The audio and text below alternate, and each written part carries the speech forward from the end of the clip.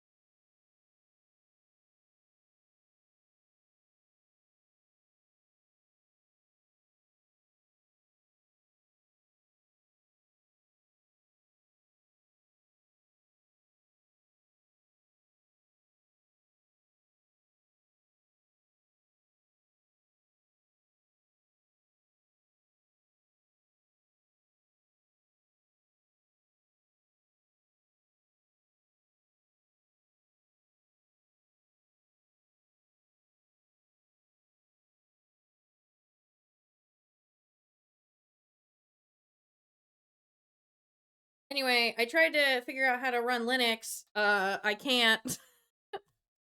I can't figure it out. Not that I can't do it. I just haven't figured it out. But um I can use the Twitch mobile app on the computer.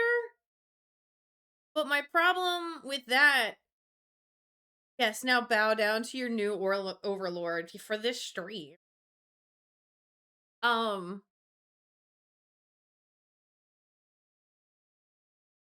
Got distracted. Oh, right. So, I can run the Twitch mobile app, but the problem is I couldn't rotate the camera or select a different camera to use. So I was kind of just stuck using the camera on my desktop, which is terrible, or on my Chromebook, which is terrible. And I also couldn't change it from portrait mode to landscape, which it would be really annoying to watch a Twitch video in portrait when like you don't intentionally mean to stream in portrait mode, if that makes sense. So, needless to say, I'm here, I'm queer, and I'm trying to find my light source. That's off. We're just gonna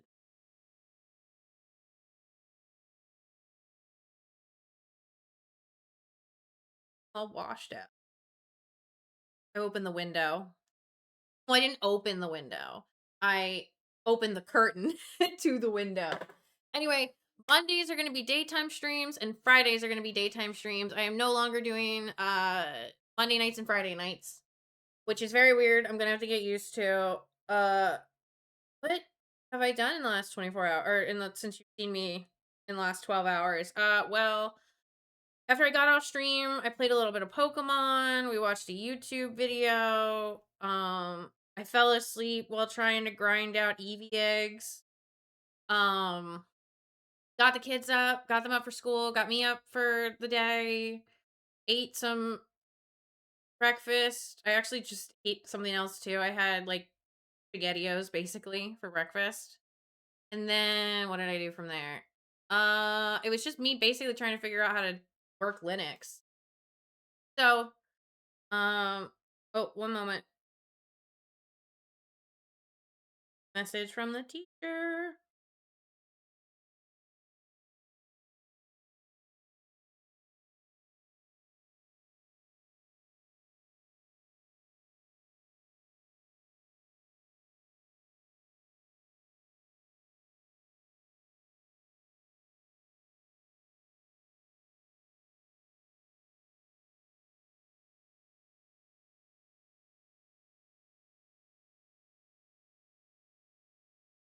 Oh, there's some kids. Oh, okay. I didn't realize that there's some kids in my youngest's class who were um in the same room last year. So my youngest got the same teacher my oldest had last year.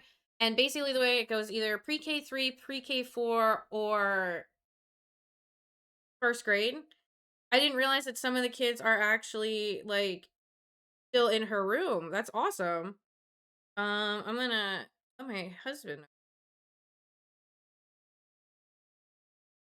I would have invited them to the birthday party had I known that. Unless Hobby's listening. Not text messages. That's Safari.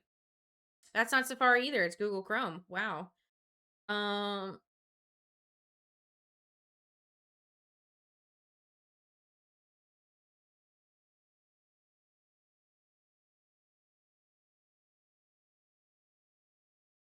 Right.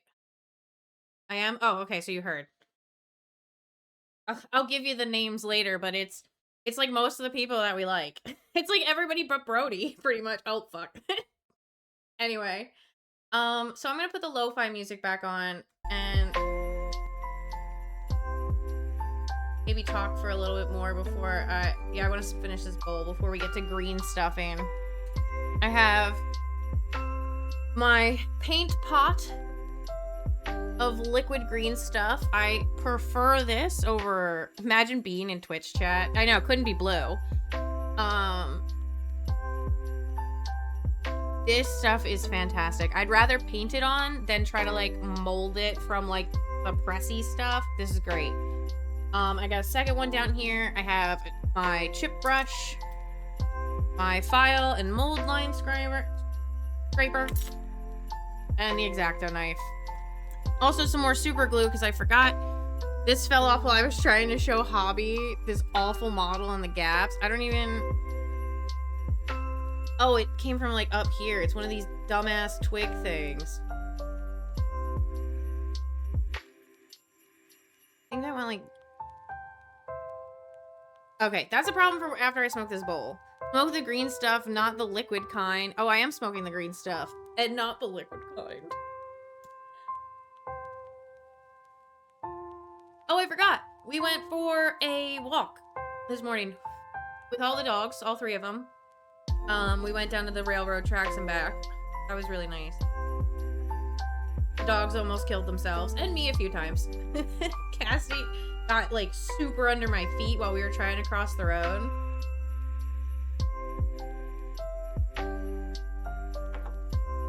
But I want to take them out more.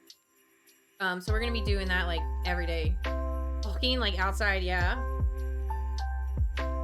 Believe it or not, even when it's cold outside, I still like to touch grass.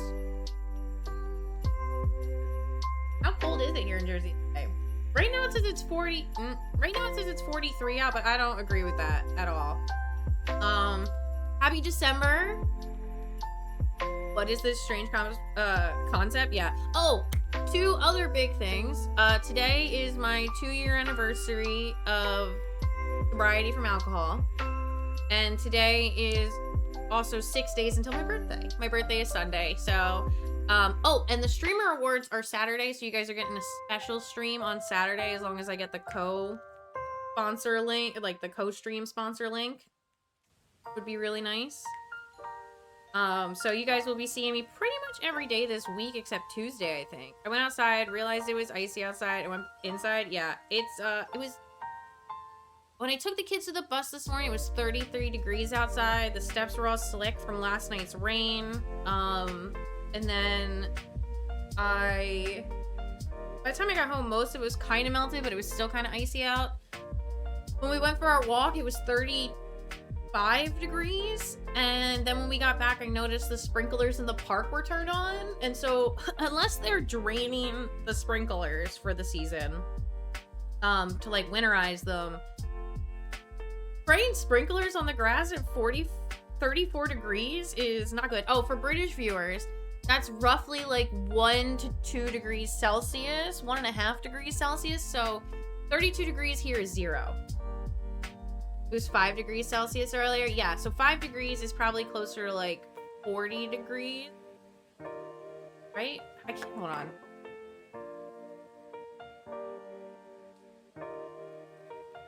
I know there's like a 30-point difference, basically.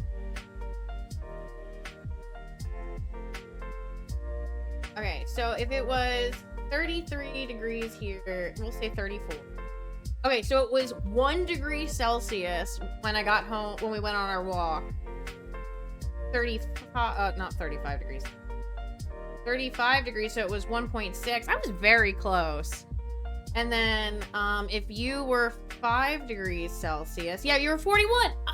See, if you add or subtract 30, mostly add 32 to whatever number you're working on, you will ballpark. You guys use the wrong way of measuring. That's okay. No, I agree. Now, see, so Fahrenheit, though, is supposed to be a measure of, like, what it feels outside versus, like, the boiling temperature of objects. Which makes more sense to me when it's explained like that. But the best way I can always, like, do it in my head, the quickest, is, okay, if it's 50 degrees Fahrenheit out here, if I subtract, like, 32 from 50, that'll put me at, like, 18, right? 18. So if I do, let's do 50 degrees Fahrenheit. It's 10 degrees Celsius. So I'm about 8 degrees out of the way. Now the actual formula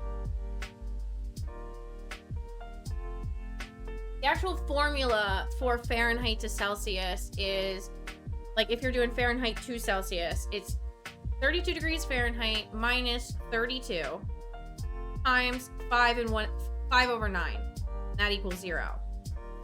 Quickest way I do it is I just subtract 32. And then I'm usually within the ballpark. You know, I might be a point or two out, but close enough that you guys can understand. Now, when it comes to imperial measurements versus, like, what is that called? The non-imperial one everyone else uses.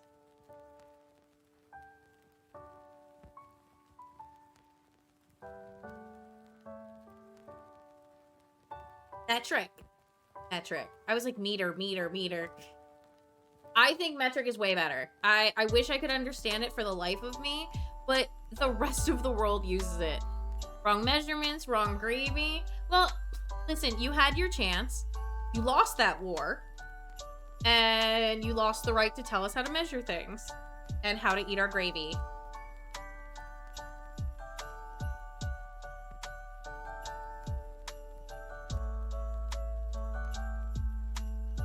I'm closing on a window.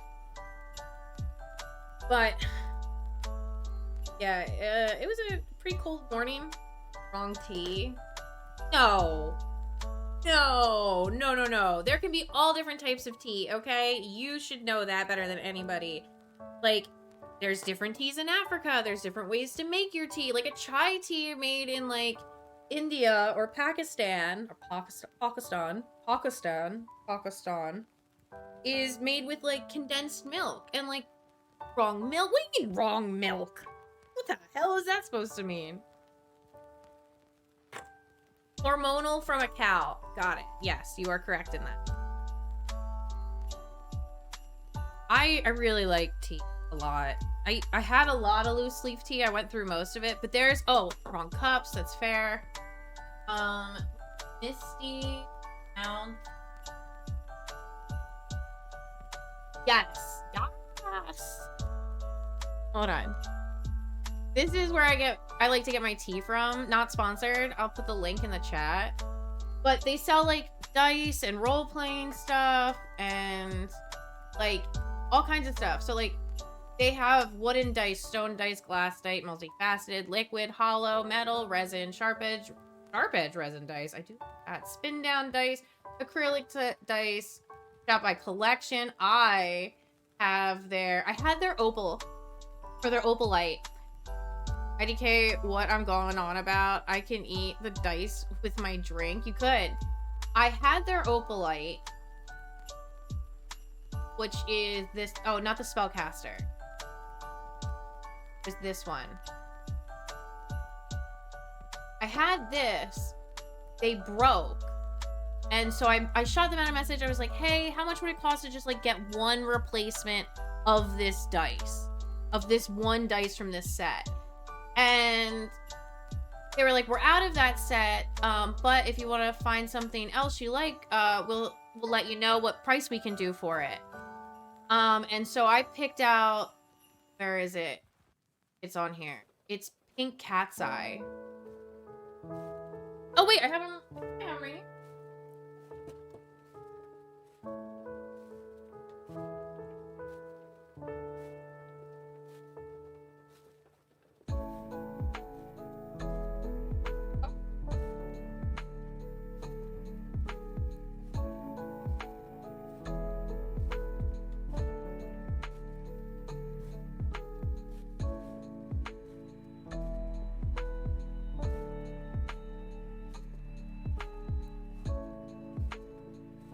I feel like they're like right here.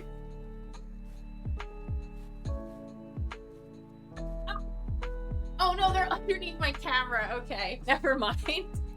Still better to be wrong about everything and not be British. You have your measurements, give back everyone else's artifacts already, you imperialist bastards. Yeah, like, you really should. I kind of hate... I read an article today about what they did to King Tut's head after it was discovered, and I was like, that's disgusting.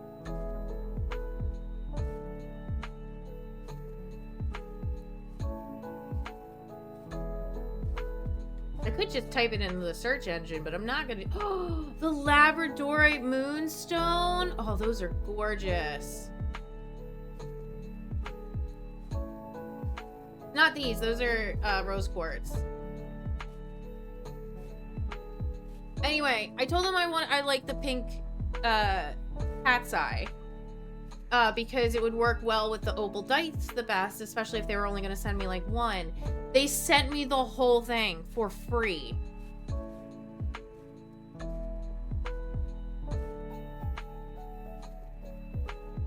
I was like, oh my god. I was like, are you sure? Like, it showed up and I was like, oh my god.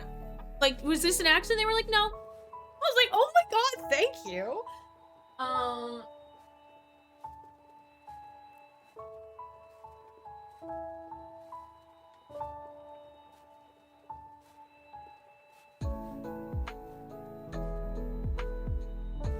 I don't see it. I don't see it on their website anymore.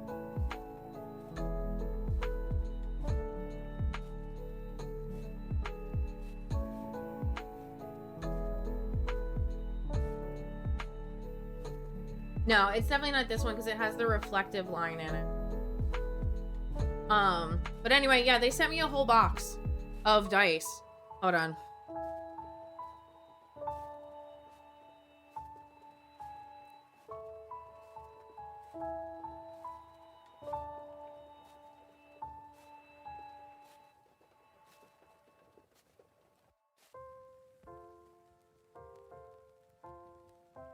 Yeah, I was like, oh, I was shocked. And so, like, I get everything from them now. Their teas, whatever I need, like, accessory-wise, I love them. And again, not sponsored. I just really like them. And, like, I appreciate when, like, companies do shit like that. You know? Like, they didn't have to do that at all. They didn't need to, but instead they did. But I wanted to show you the teas they had.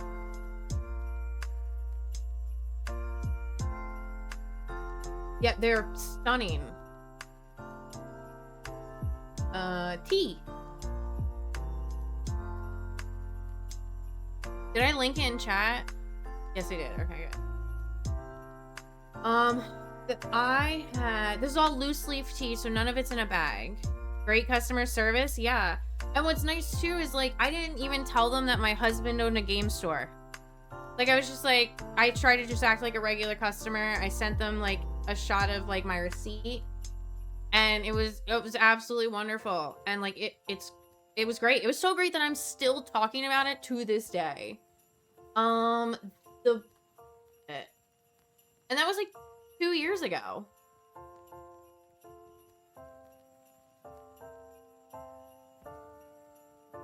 If only they were UK based. I wonder if they ship to UK. I'll check the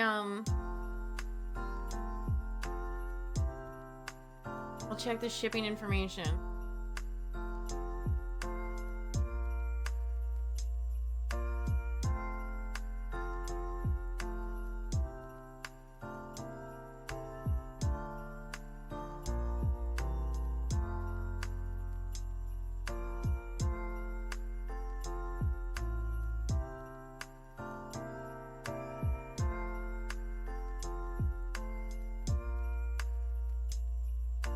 Shipping information. I skipped right by it.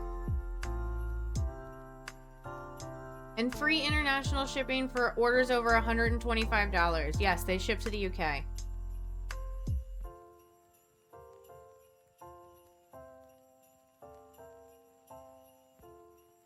Man, where is it? The Shores of Paradise. That one was really good. This one was Hao Chong tea.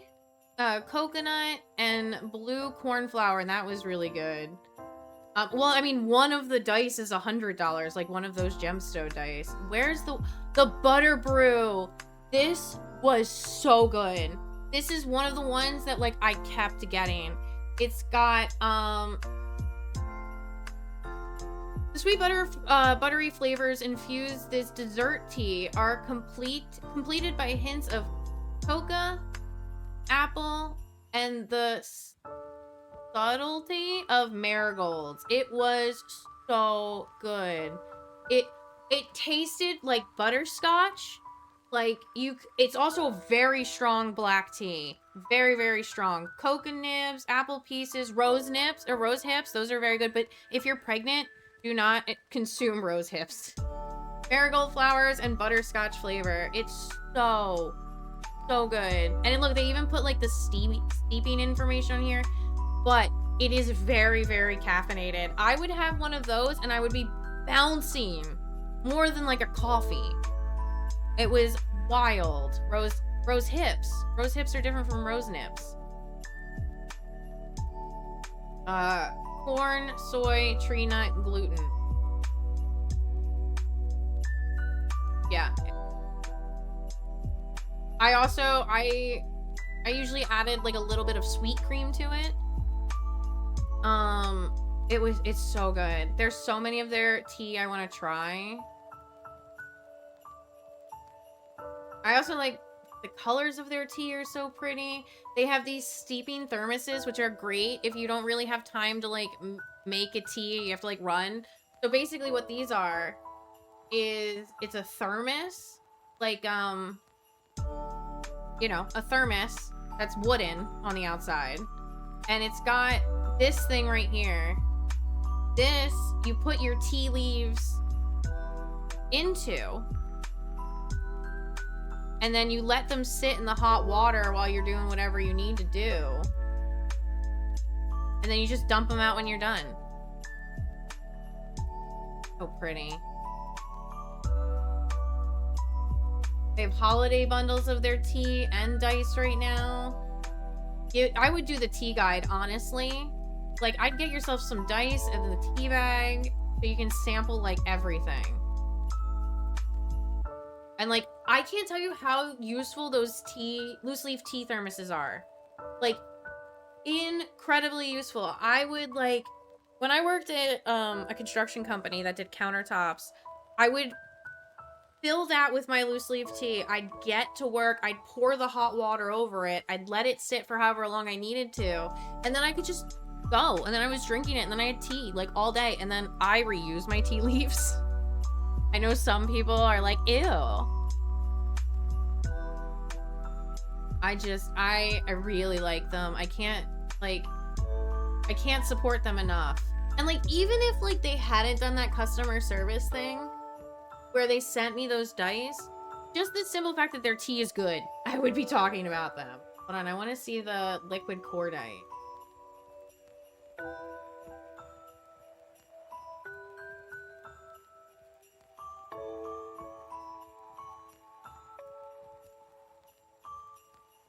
Probably not. They're pretty. They're very pretty. Oh, it's supposed to look like an eye. Love that. Sharp edge resin.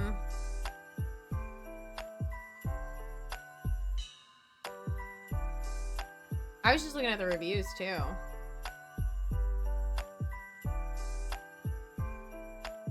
They have a good weight. They come with a dice bag. Yeah.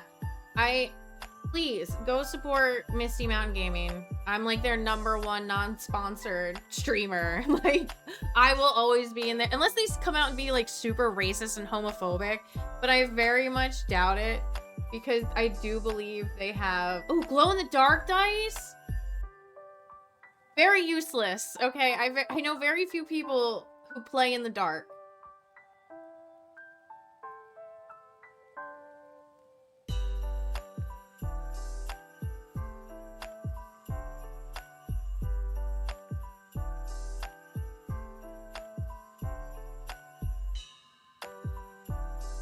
I don't know if I'll be able to find them, but I feel like they were also the ones that had the silicone dye that were polyamorous and hella gay. V-Lit Games are a thing. I didn't know that. I did not know that. Anyway, go buy from them. They're the best. I got totally distracted. Also, oh my god, you can see my mess. There. Don't look at my box of stuff that needs to go inside. My shame box.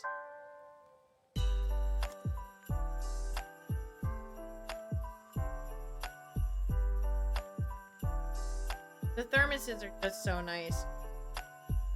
Put in dice vaults. Yeah, being poly is hella gay. It's true, it is. Polypan. Polypans. That's when you have a stack of cast irons on each other. That's a polypan.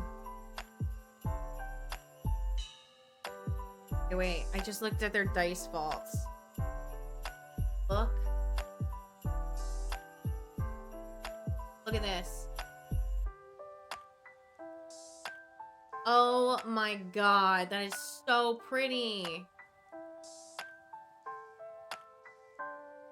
It's magnetic. I'm polypan, so I'm super gay. Yeah, same.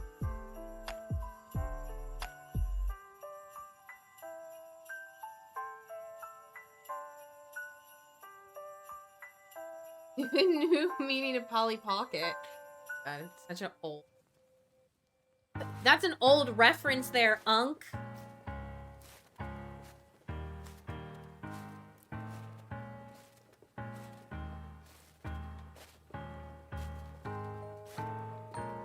Alright. Now that I'm good and lit.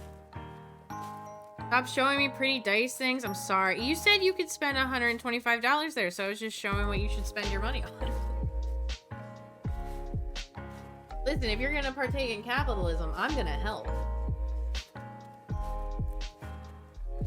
Imagine being on.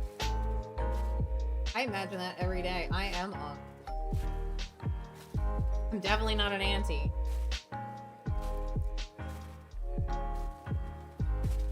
Then I could. Go.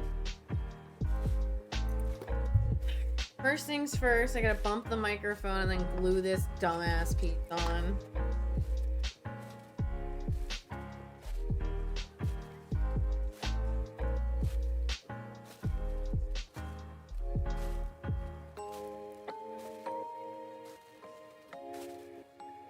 Okay, I think drop the glue.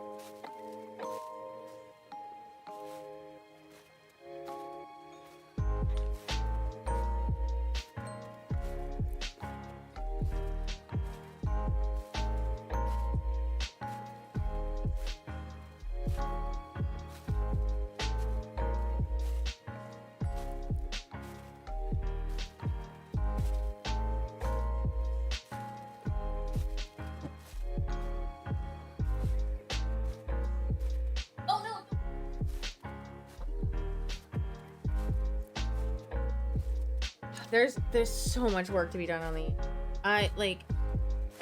These gaps are atrocious. Like, look at that. Why does it looks like it? When I look at this model, completely alone from any, or separated from any paint or anything like that, and I try to visualize what I'm doing, all I see is the lines that go together here. Like, I feel like even if I painted it, you'd still be like, oh, that's where the seam is. Or that's where you connect it. It just doesn't look good or natural.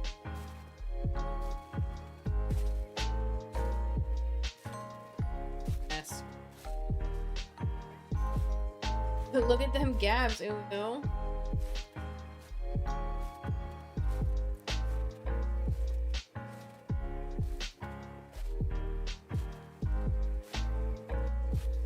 So what I'm doing is I'm using this liquid green stuff to paint into these gaps to take away some of their harshness, and I'll probably layer it up a bit to give it a little bit more bulk in here.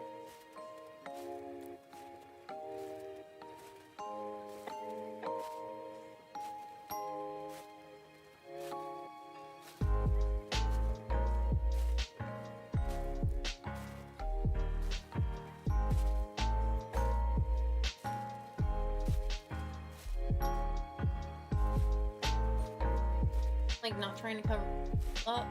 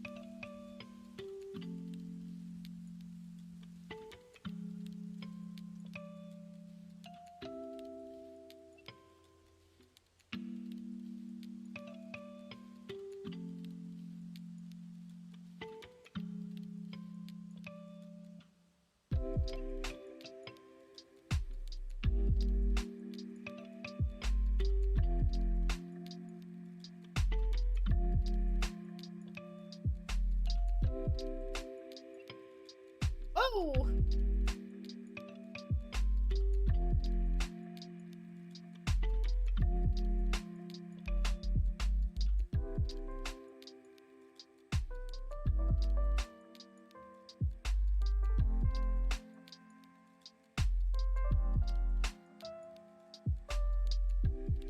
See, I feel like I can see it better than the camera can, but...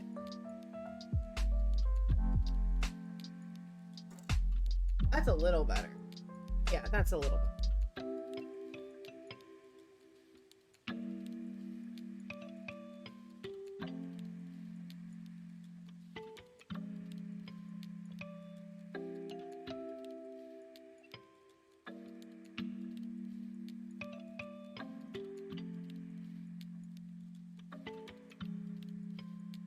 Okay, I see fine. Oh, it's just looking dark on OBS, I guess.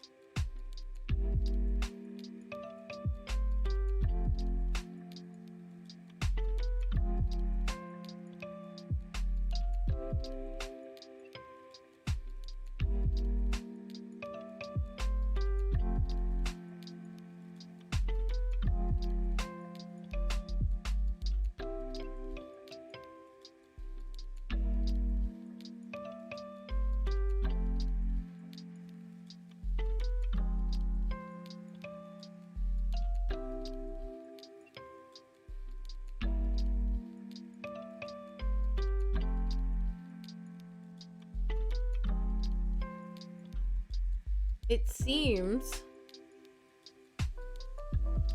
gonna be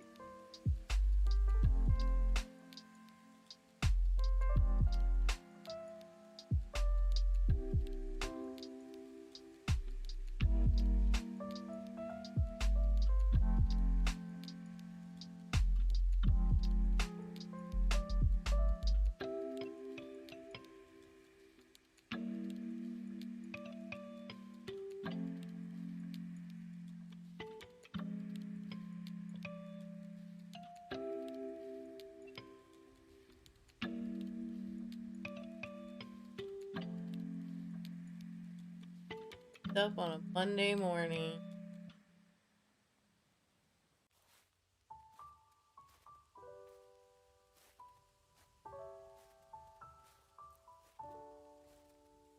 Stuff, Gooby green stuffing. That is hot.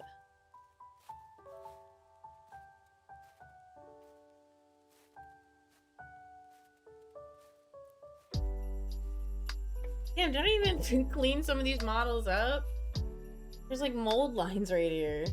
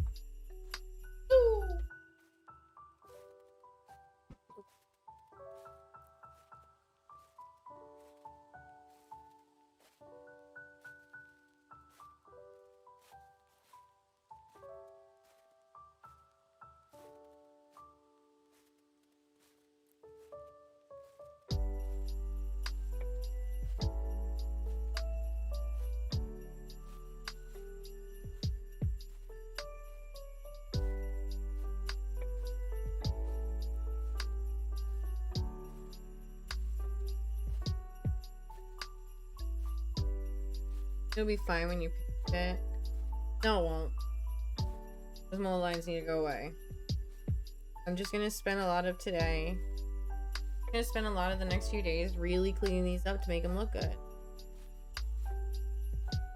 And like, I didn't attach them to their bases on purpose because like, I want to be able to like do a really nice base.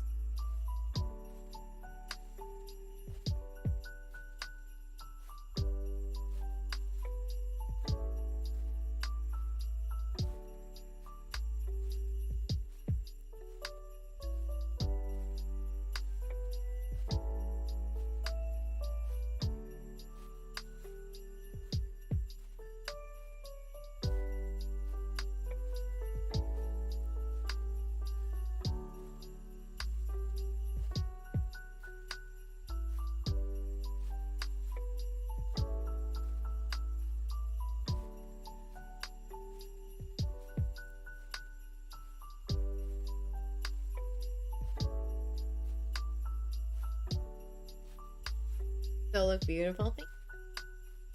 I want to like be serious enough at doing this that like I can finally enter the golden, and you know, or the golden dragon or whatever it's called, like.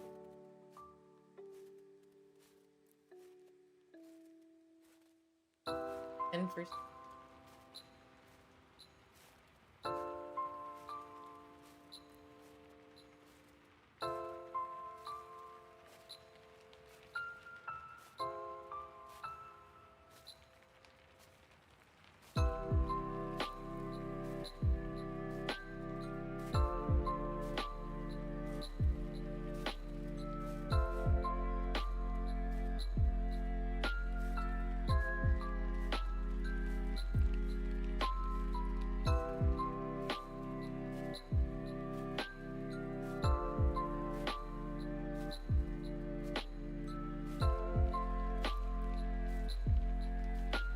Armies on Parade at your nearest Warhammer store is always fun. On a couple Armies on Parade, we don't do that kind of stuff here in the States.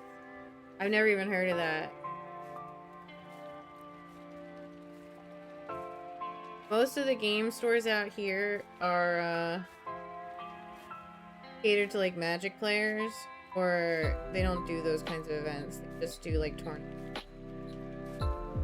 And we don't have Warhammer stores. It's awesome seeing other people's stuff too. Like, we don't have GW stores.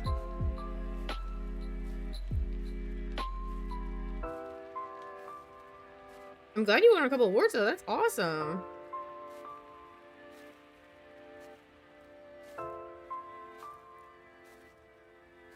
Yeah, I like seeing other people's stuff because it like gives me ideas and motivates me more to like better myself, you know? Because then like I get jealous and I'm like, I want to be better than that.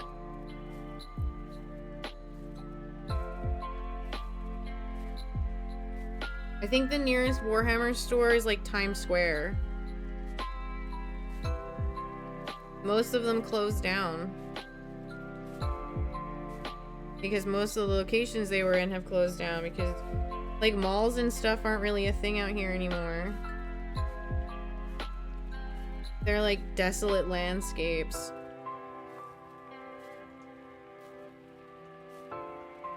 So like the closest thing we have is like finding painting competitions or like tournaments.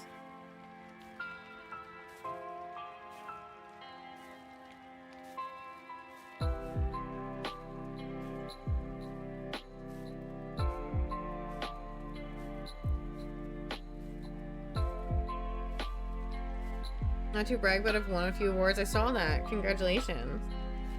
I think that's awesome. Aren't you? You're like a commissioned painter, right?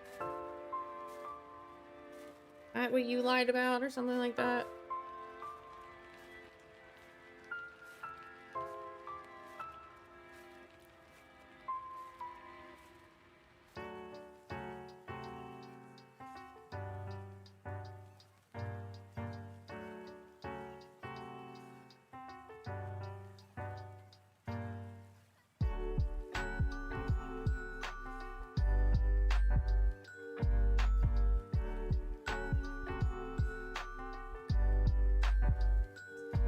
You're done for now. I don't paint Warhammer. I need K what you're on about. Yeah, I guess that was somebody else.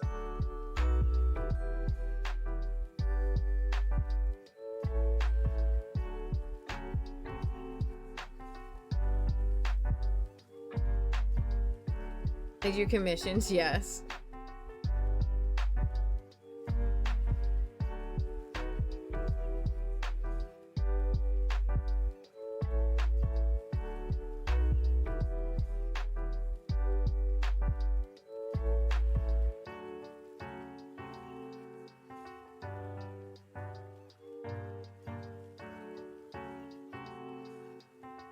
Okay. Coming off for now. That good.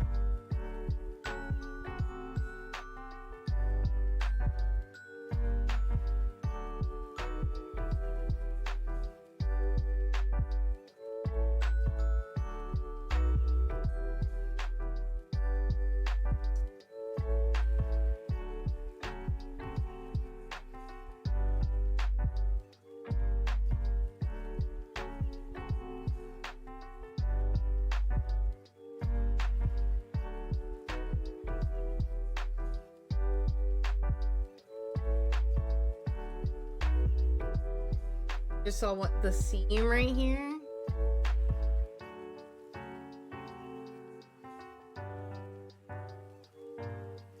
You can even see it with the blurry camera. I think I need some water. Brush.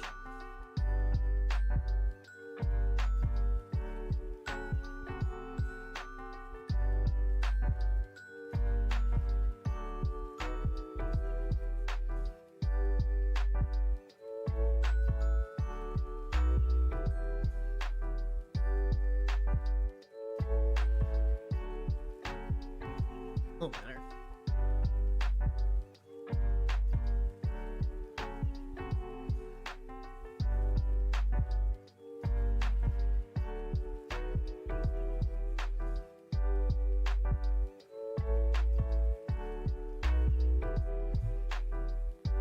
Ah, I touched it.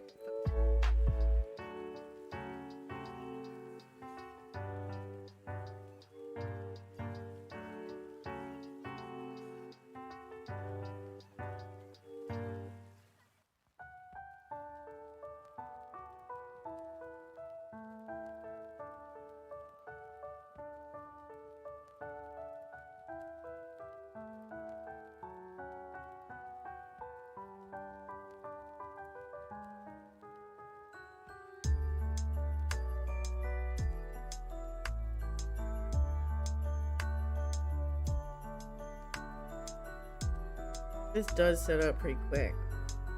Enough.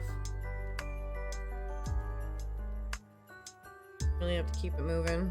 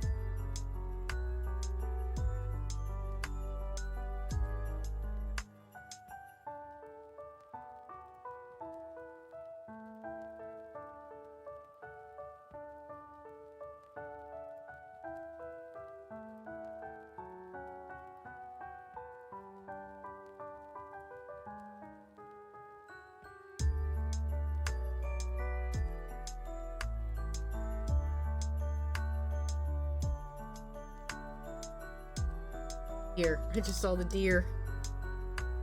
Oh dear.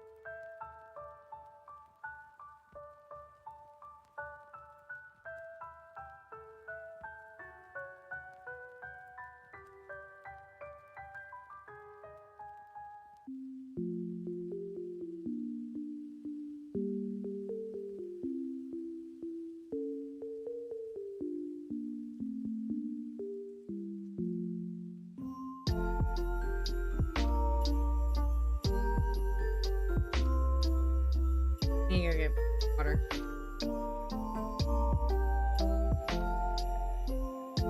Yeah, it's drying too fast. I need The best way I've found to counter that is just have a little bit of water on the side to dip your brush in and to kind of keep it a little moist. But this is starting to get to the point where I can't really move it and it's getting dry in the bottle. So I'm going to take a quick break, run inside, grab some water, and I'll be right back. Hopefully my brush won't be dry by then, but we'll see. Just a chip brush, but anyway, I'll be right back.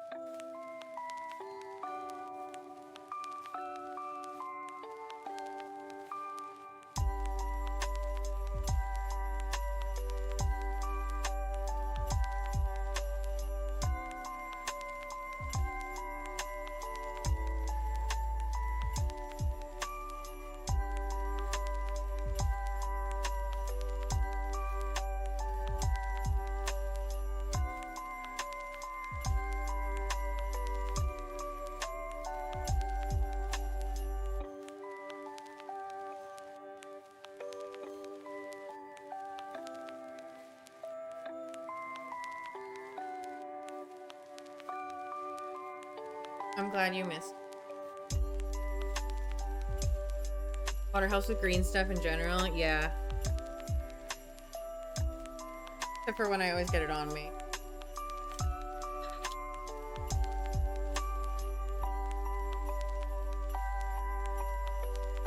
It's also kind of like heat-based too, so like it's pretty warm in my studio right now. I have my fireplace at 76. And so it's probably close to there.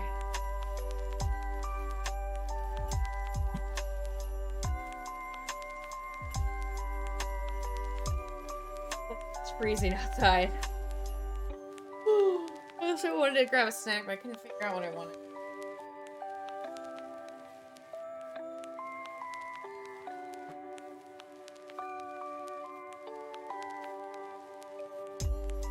You know what? I might try to... It's floating in it. Never mind. I'll need to get some clean water and drop it in.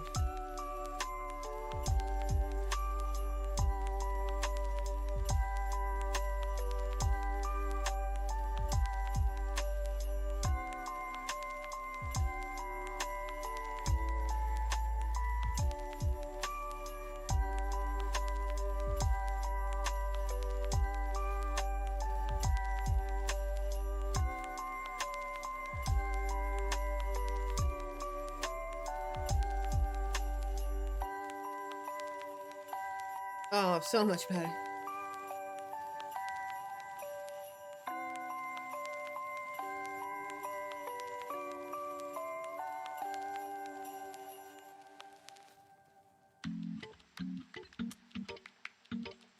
Should've done that first.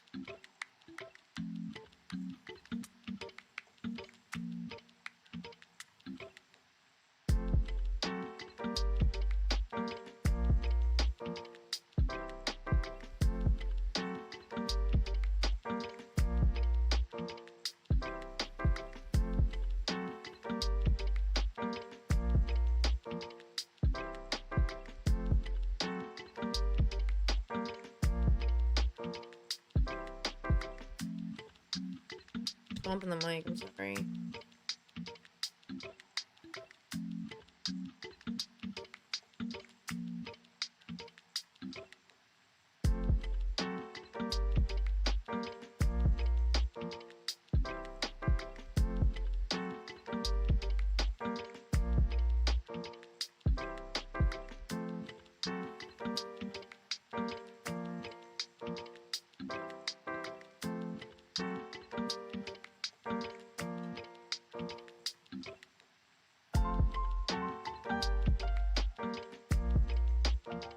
See, when it's like this liquidy and it's like thinner, I'm kind of okay with it because then, you know, I can do the thinner coats faster and play with it longer.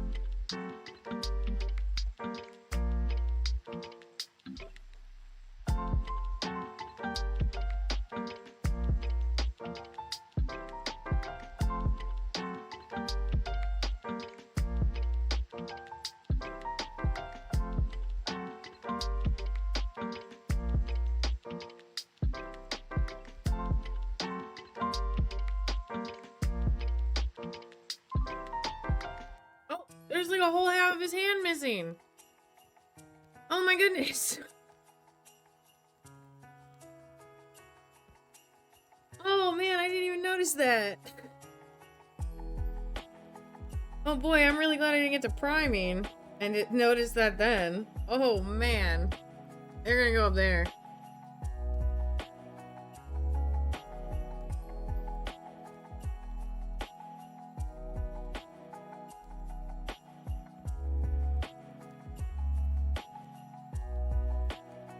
Gonna hand it to me. Sometimes I make a lot of mistakes.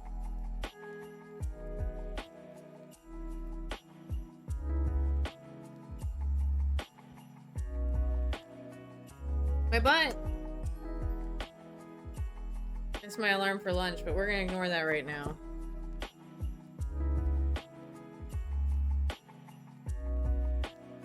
I will eat lunch at some point, I just don't want it now. I'd rather want like a meal than...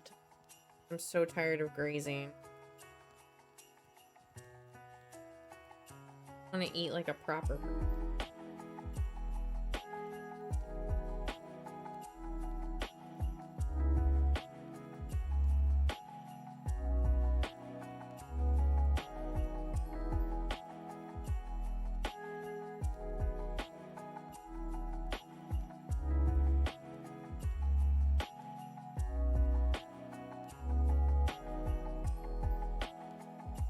what I want for.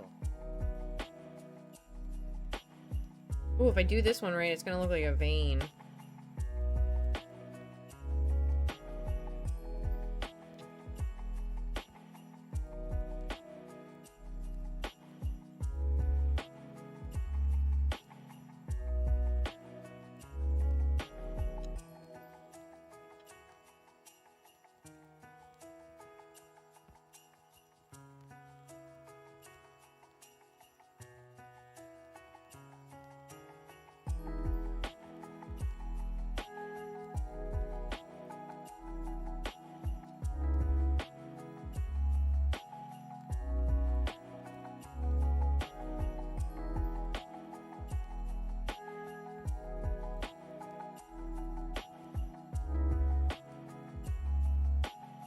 Although it would look better if I could blend it into those rocks.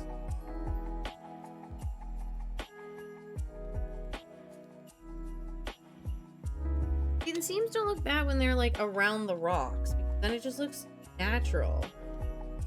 But then we look at these butt cheeks, I'm like, the hell am I looking at?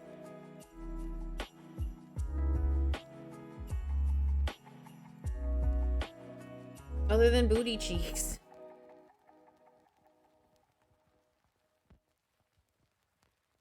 Jesus Christ, this hand isn't even attached. Like, this hand is hanging on by a thread, it's not even attached.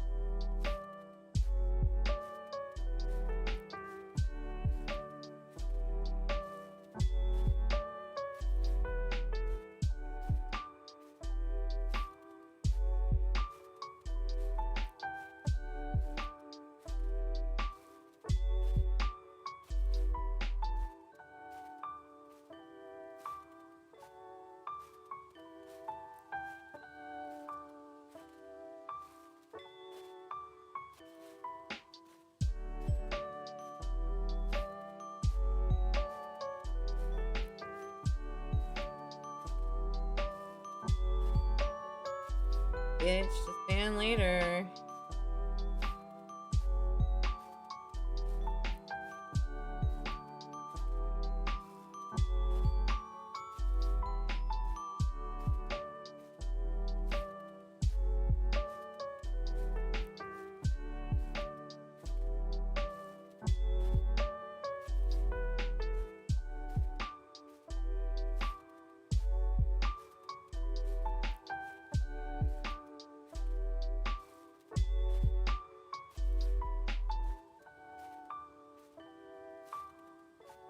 One also has to get glued, so he's going back up there too.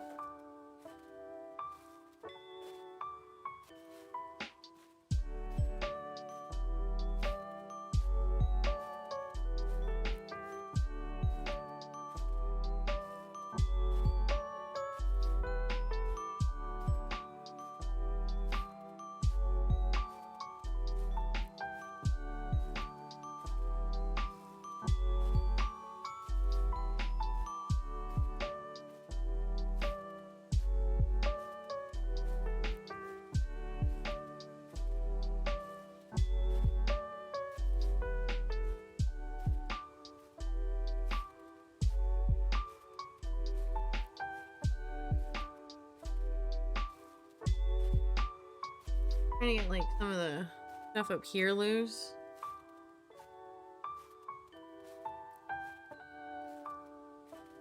Potentially drip it down into a bigger pot. Ah.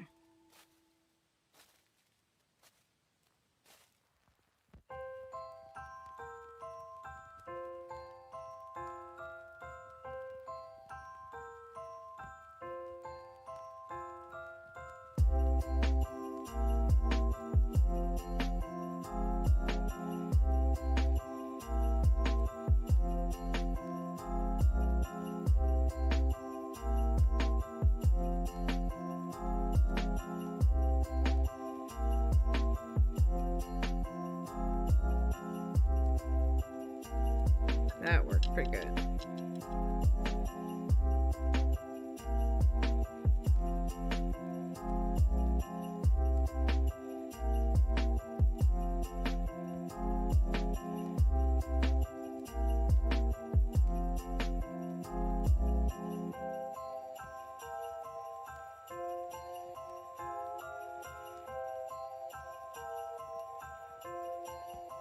Oh, feel like winning.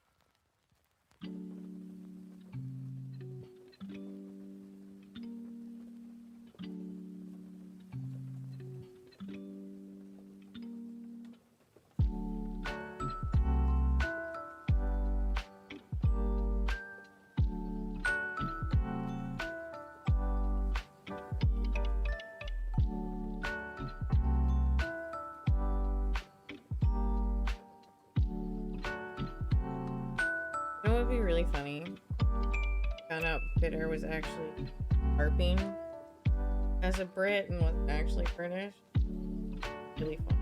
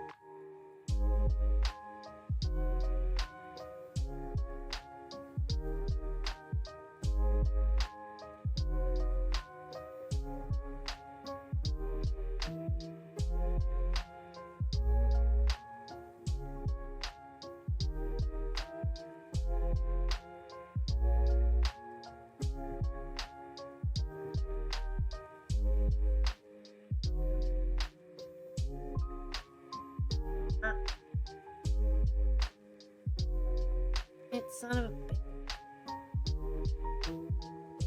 Oh.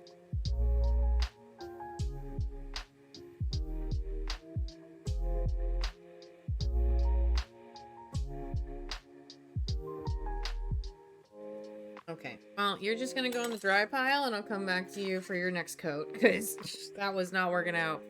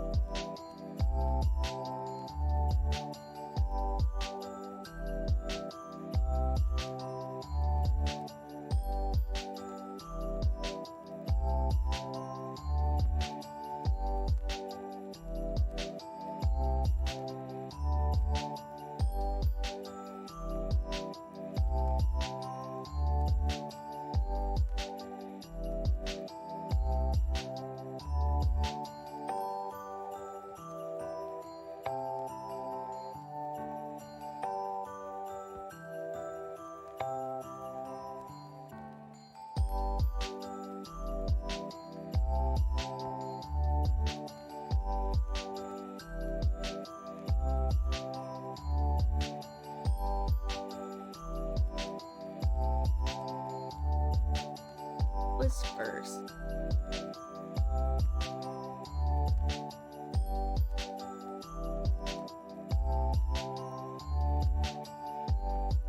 There's armpit guy. He looks the most dry.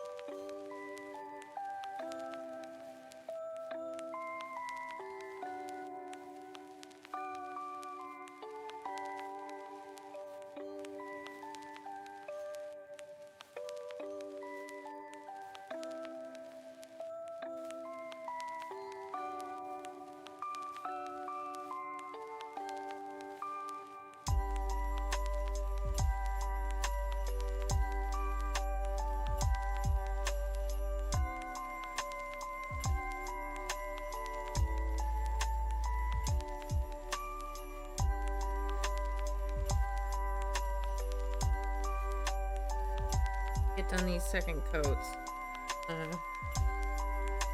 Run inside and get some.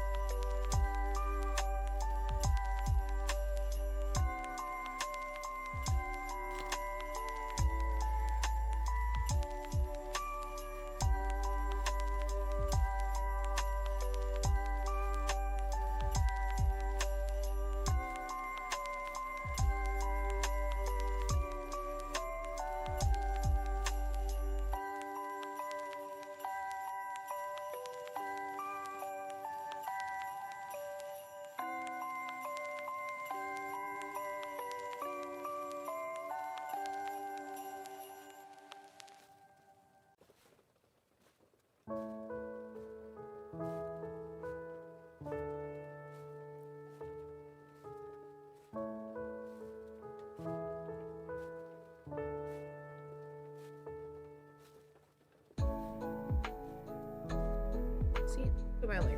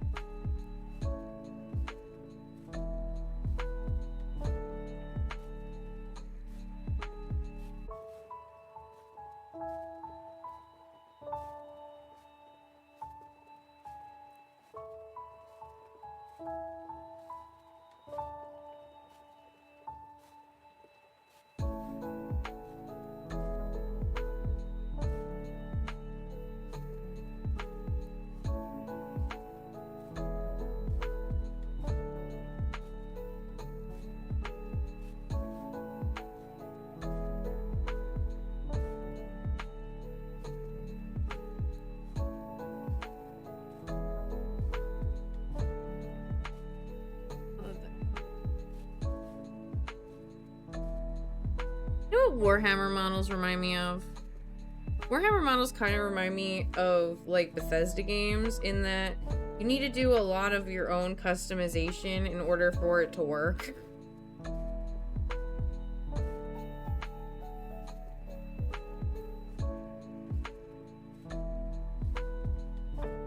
This brush, let's cap this.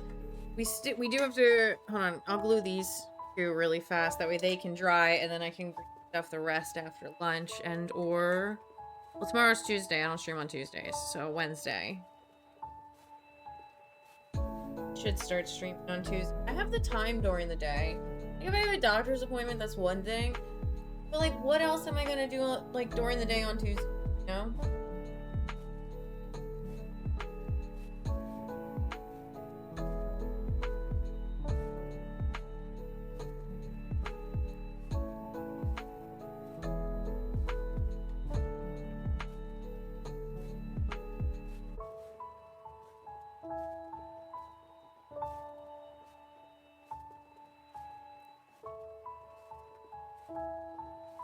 Gotta find his hand.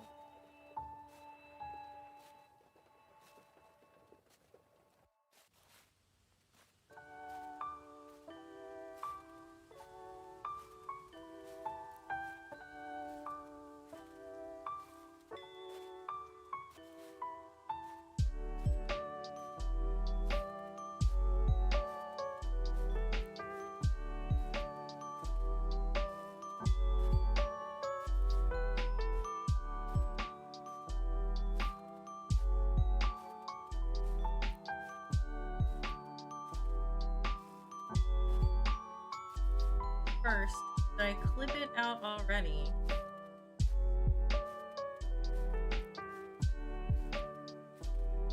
Oh. I must have clipped it out and then threw it in the box with the rest of the extras.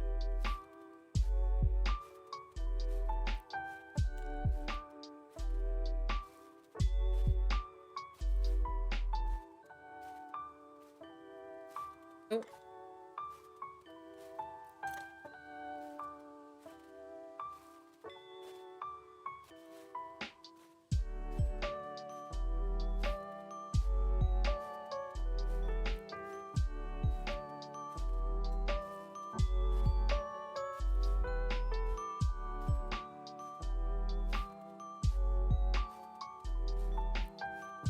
Oh god. Okay, whatever.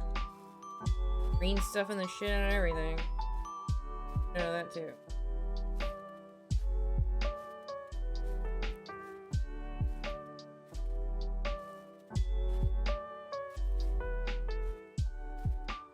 Those dry. I'm gonna take my extra tools that I'm not using back inside.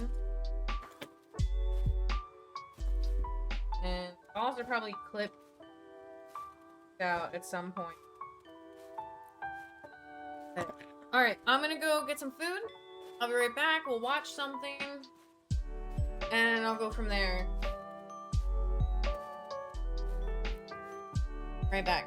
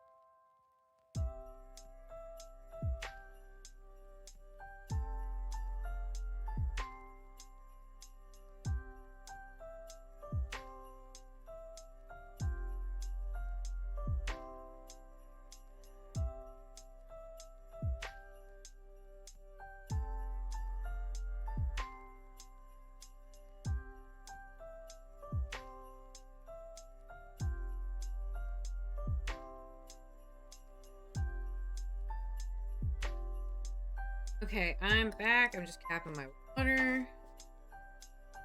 Then frogs out of the way. Smell anything. I got cranberry juice with shin ramen. Shin ramen has a slice of American cheese.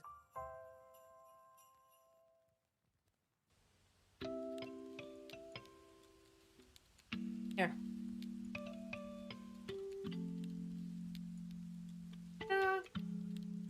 Cheese is still melting, so keep the lid on.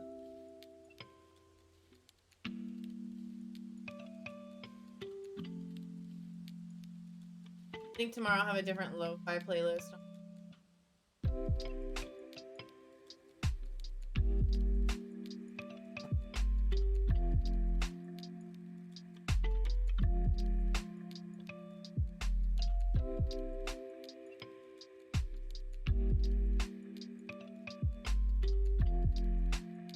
It's new.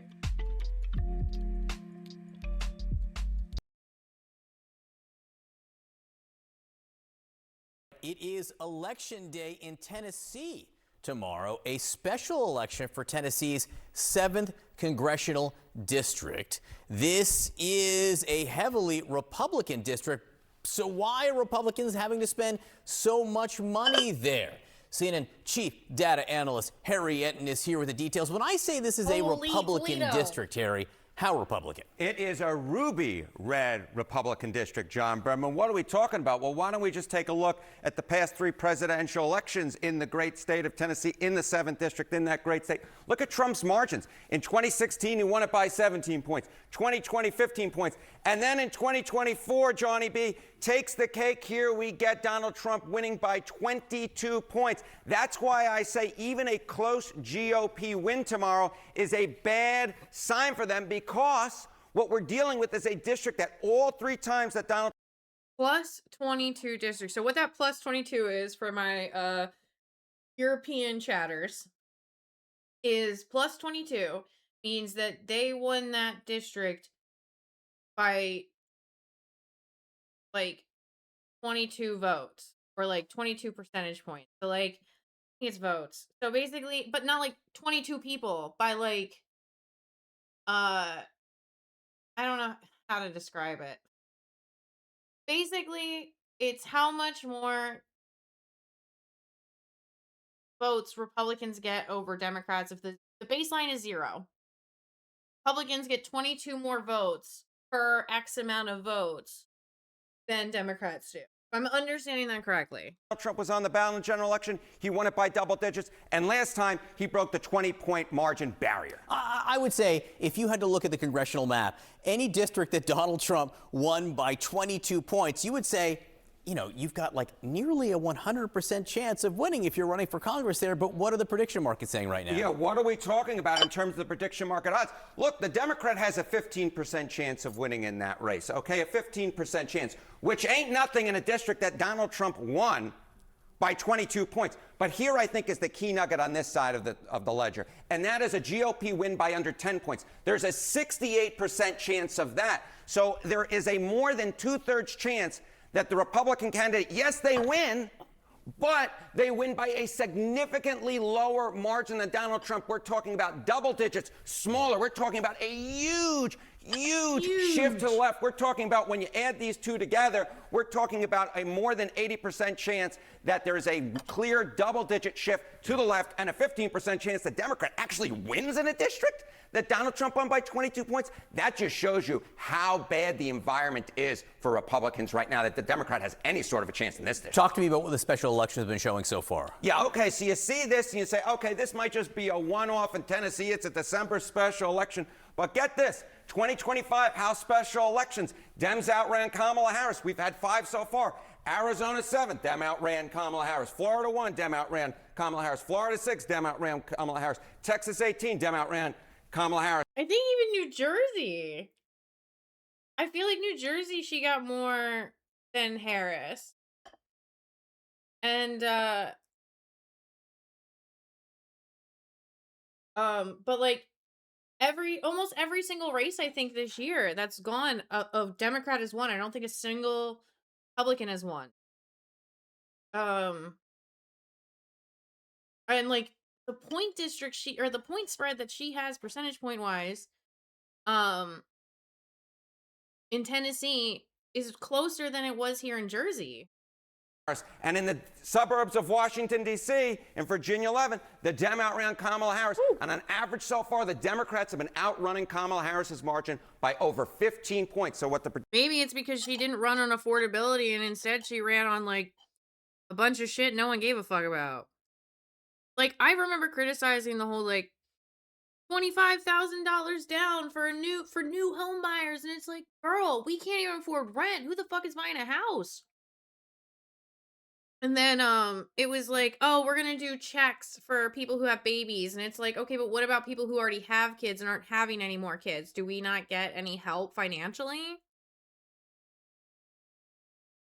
So Prediction market suggests what happened in Tennessee is not something that's happening in isolation. It is happening all over the congressional map. Okay, so when you see something like this, what does history tell us about what ultimately happens? Okay, so you see these and you say, special elections, what do they matter? Well, take a look to the midterm that happens down the line. You go all the way back since over 20 years ago. What are we talking about? Special elections and midterm results. When a party outperformed in special elections since 2005, 5 out of 5 times they went on to win the House of Representatives in the next midterm. So what's happening, what's likely to happen tomorrow in Tennessee, what has happened across the congressional map is likely not to stay in 2025, is likely to push forward and be very good news for Democrats come 2026. Watch these margins tomorrow night. Republicans are a little bit jittery. Harriet, and great to see you this morning. To see you. Thank you very much. So you just heard my interview with Democrat Afton Bain, who is suddenly in that high-stakes House race. But do Democrats really have a chance to flip that deep red Tennessee seat? And what about President Trump? Why, with everything else going on, has he set his sights on strong-arming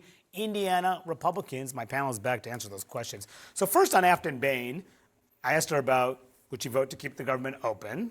She didn't exactly say. She didn't say. She said she'd take into consideration her constituents' concerns. Asked if she thought ICE should be abolished. She's showing up with AOC tomorrow at a tele-rally. She wouldn't say directly. Wouldn't say if she would vote for Hakeem Jeffries as speaker. She's leaned very hard on the issues of affordability. It just speaks to the fine line she has to walk at this critical moment. I think it's so funny because like none of those issues pertain to her district. And that's the same thing Zoran was talking about. Every time they would ask him a question about something that doesn't pertain to his district, or, I mean, to New York is a little bit different than like a smaller district in Tennessee. But like you just have to redirect back to, well, it's what my constituents want. I'm going to talk to them. My issue, what my platform that I'm running on is this, this, this, and this. And if you can ask me questions about that, and if you're not going to, I'm going to go talk about something else. Or I'm just going to redirect back to my talking point. So she's pro-affordability, that's what I take. Right. But unwilling to really express opinions on other things. And yet, as you say, having AOC come into it. And like, she got flack for saying like, oh, I don't like Nashville. But like, when I listened to it, all I heard was like, oh, I don't like the tourist view of Nashville. I don't like the touristy parts of Nashville. I like, things that actually make Nashville great, not what the tourists think Nashville or makes Nashville great. And that's the same thing I feel here in Jersey. I love New Jersey, but I hate the tourist traps. And so like when somebody says like, "Oh, you hate New Jersey because you hate like Point Pleasant," it's like, one, I don't hate Point Pleasant, and two, it's a tourist trap. Like we should be promoting places like the Wheaton Village, which is like the glass factory, and like our state parks, or even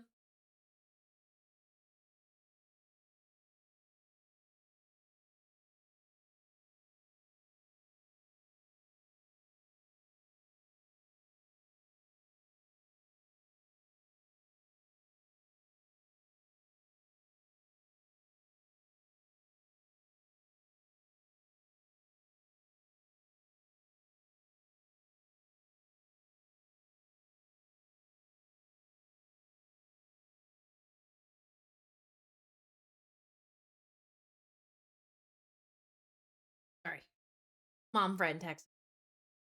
To appear with her. If Guess she's she's trying to friends. go for turnout of Democrats, seems to me she needs to be a little more forthright herself. And if she's trying to walk a line to attract independent-minded and maybe some Republican voters, she needs to speak out more, it seems to me. If for her to win this race, would be a surprise. The fact that we're talking about the possibility she could. People even said that about Zoran. They were like, "Ugh, the fact that we're even talking about this is such a surprise. The fact that he even made it this far is such a surprise." And it's like, are you sure? Because these are all the same things Donald Trump ran on. And he won. And I guess that was a surprise to the media, too. I feel like the mainstream media is terrible at room rating. Could win this race is a surprise, and whatever happens on Tuesday, a warning sign for Republicans. Yeah, I was curious if she was going to dive into, she has a progressive past, if she would really dive into it, embrace it, and say, this is who I am, I'm going to fight for this, because, this is where the politics are, this is where she sees her district at this moment, especially since. I love that CNN is harping on somebody about, like, not running on, like, what they've said in the past and sticking to their beliefs. When that's like every single Democratic candidate, like ever. Like, name me what. Kamala had that issue. Okay, she has voted for things. Hillary Clinton voted for things in the past, and it's like, okay, so do you have morals, or are we just talking points? And I don't want to hear CNN harping on about that shit. This is who she's appearing with. She has appeared. These Democrats have helped her in this race so far. Al Gore, she mentioned, coming tomorrow as part of that tele-rally. Pramila Jayapal, who's the leader of the one of the leaders, past leader of the Congressional Progressive Caucus, appearing with Alexandria Ocasio-Cortez. And then Kamala Harris was out there recently, too, and to get out the vote. Oh, Al Gore is looking rough.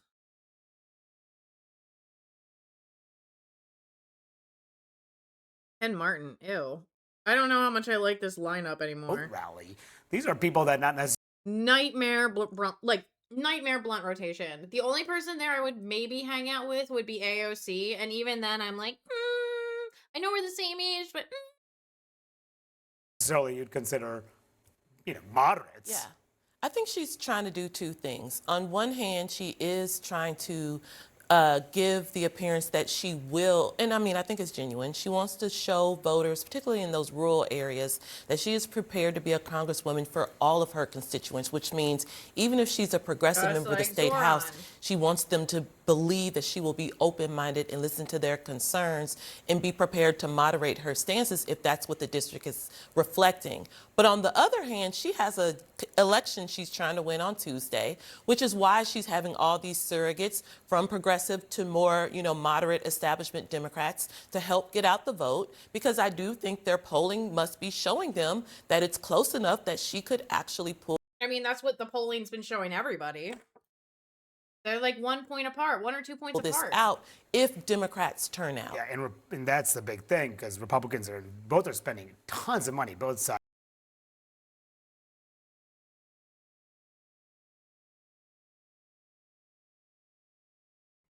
Hey guys, welcome back to today's video. Today is Saturday, November 29th, 2025, and today we are going to be talking about Donald Trump's approval rating amongst his own base on the national stage as a new Gallup poll 36%. today. Wait, I don't know if Let's Talk Elections will go into it, but Lois.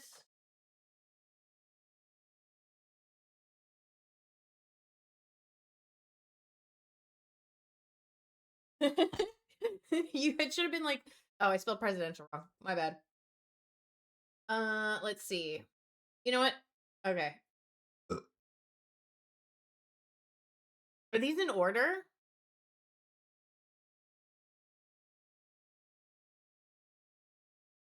Okay, no, they're not in order. Should I maybe get the Wikipedia and see if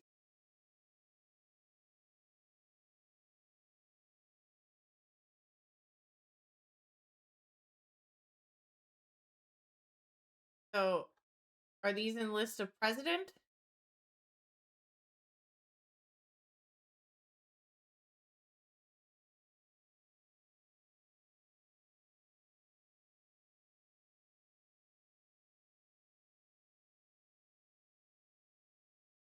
Organized by. Is that so hard? Sort by lowest to highest. All right, so looks like George W. Bush pulled at 19% at the end of his second term.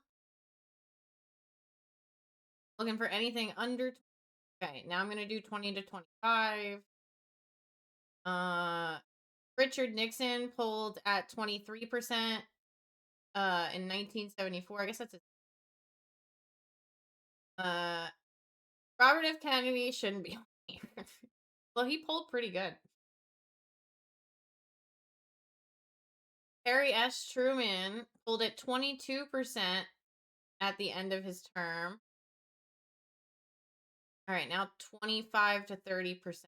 So Trump at 29% is the lowest in 2021.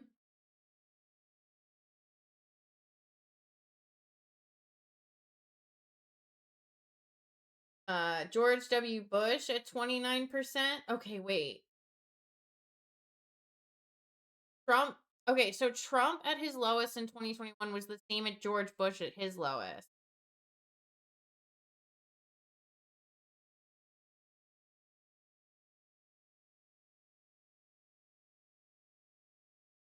Like a help graph. But now, what's his approval rating now? It's 36%. So he's like, we're not even a full year into it. We still have to get into January, right? We're not even at 11 months. Well, we're almost at 11 months. And he's almost to where he was after 4 years. Released shows that Donald Trump now reaches the lowest point ever in this second term amongst his Republican Party, as well as amongst... Reminder, if you would like to affect these polls and like YouGov, hold on. So YouGov polling. It's YouGov.com. If you go to YouGov.com, you can actually make an account and vote in these polls that the media sees, and when the media sees it, Trump sees. So if you want to see these numbers reflect how you feel, go do this. Oh, I beg of you. Go. I do it. Anyway. Independence and a maintenance of the lowest point ever amongst Democrats as his approval on the national level drops to a staggering low of 36% across the country as voters reconcile with the decisions of this administration. Donald Trump has largely been kept above 40%, primarily by the existence of his support from Republicans on the national stage. We've known for a while that the president's approval rating has been in a constant downturn, today reaching 39.6% on 50+1. The interesting thing about it all is that Donald Trump had yet to reach below 40% up until this past week, and it continues to head in a down direction as the disapproval rating reaches a new high of 57% on the national stage. Now, the good thing about Gallup is that, like many other pollsters, they do a tracker here to see how their numbers... So 36% of the population, of the voting population, or the population that took place in this poll, 36% approve. I think it's like, what did he say? Like 54% disapprove? More than half of all Americans, one in two Americans would say, I disapprove of Donald Trump. 5 in 10. 10 and 20, 10 and 20 Americans, 50 out of 100 Republicans say this guy sucks, or not Republicans, of voting Americans say this guy sucks. No wonder Thanksgiving was so peaceful this year. Actually adjust from month to month and week to week. And Gallup, which used to, I don't know if you remember, the first Trump administration used to do daily polls of a president's approval rating. They decided to move to weekly, and now it seems like they do them on a bit more of an infrequent basis. But nonetheless, one of the most reputable firms on the national stage that understands and analyzes presidential approval, and the numbers here are quite bad for the president of the United States. They've released numbers every single month at the beginning of the administration. I'm sorry, 60% of Americans.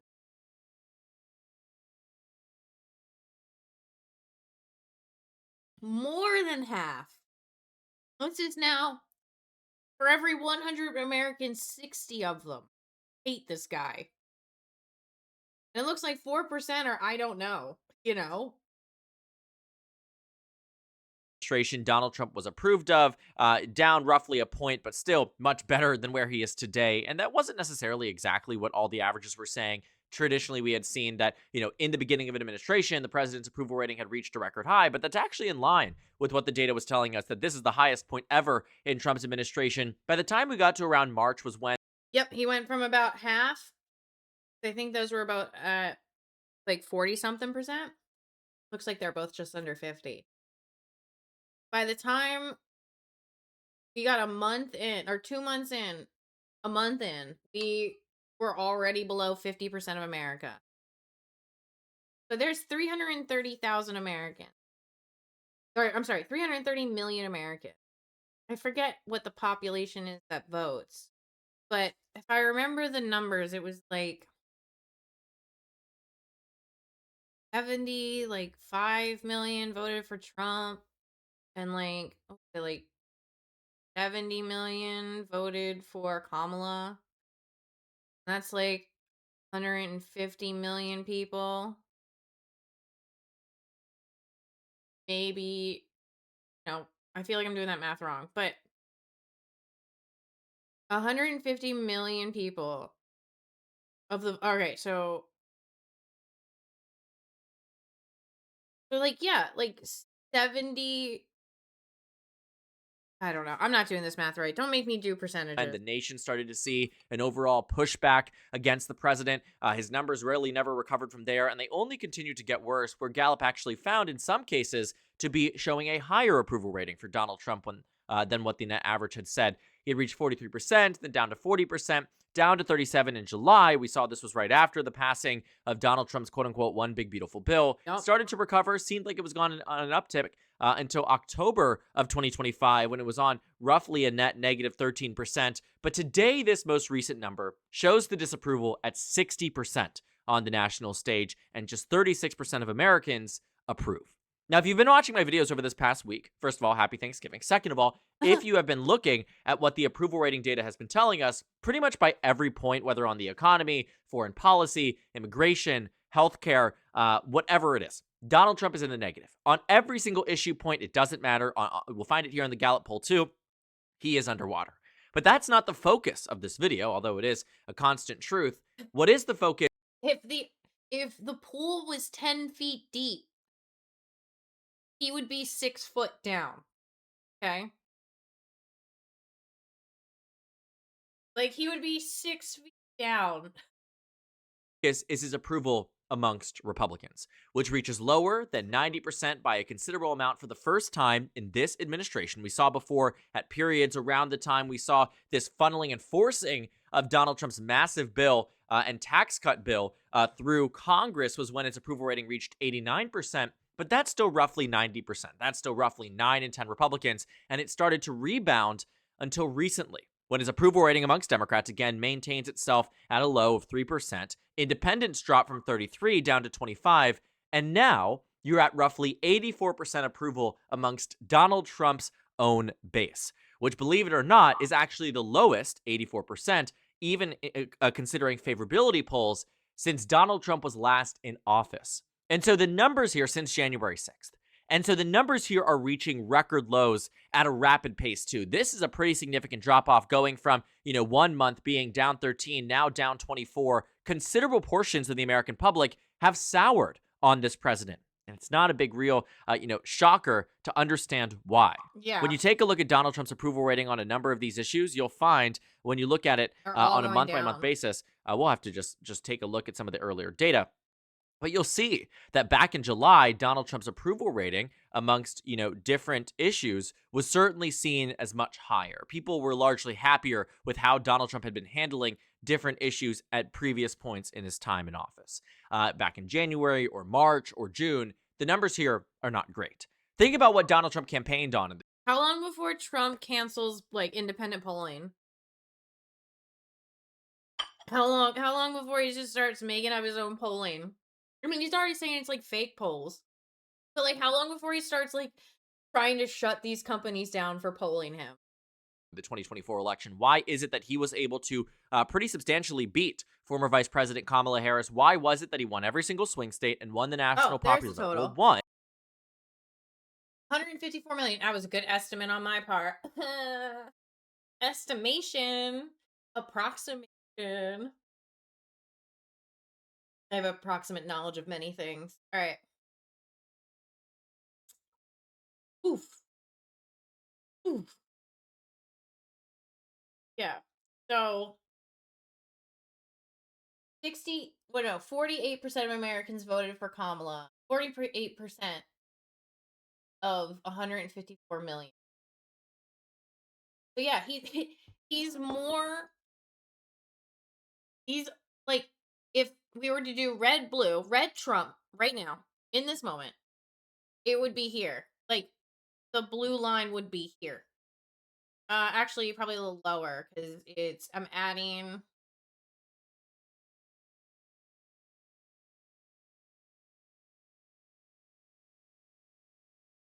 Be like right. It would be where his mouse is. I think he's getting ready to say. I need to stop cutting him off. Former Vice President Kamala Harris, why was it that he won every single swing state and won the national popular vote? Well, one, when you take a look at the issues that Donald Trump today is now doing very poorly on, he was winning on, right? The economy, immigration, foreign affairs, crime, all things that Donald Trump made mainstream portions of his campaign that he promised on day one, those were his words, not mine, on day one, he would fix. Well, I have to ask you to look left and right. If you're at a coffee shop, ask someone around you, did the president fix these issues? Do you think?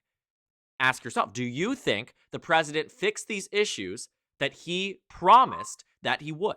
And if your answer is not immediately yes, or if it's not trending in that direction, you could sort of understand why the American populace is turning on him. When you look at it on a question of his voters in particular, take a look at some of the things that matter a lot too to the same groups of voters, right? What are these top issues for a lot of Republicans? The same thing they are for independents and arguably for Democrats to some degree. You look at things like the economy, foreign trade. Do you approve or disapprove Donald Trump handling percentage approve? Okay. All right. So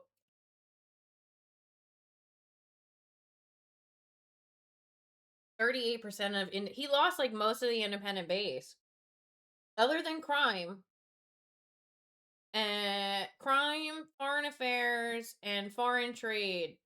Everything else is under 30% approval. That's like 70% of Americans are like, no, he's pretty bad at this. Trade, immigration, foreign affairs, and crime. Where is Donald Trump's approval rating strongest on? Sure, crime. Donald Trump promises he's a tough on crime president. But that's still 1 in 10 Republicans saying, I don't like the way you're approaching crime. But it gets so much worse. On the economy, 1 in 5 Republicans disapprove of the job that he's doing. Oh. On the situation in the Middle East, you have roughly 2/3 of an approval, not super well. Healthcare policy is at roughly 2/3. Donald Trump's concepts of a plan are evidently not panning out, and anything more than concepts of an approval rating when you look at the way that his base turns on him on these issues that, again, he promised on day one he would fix, and not.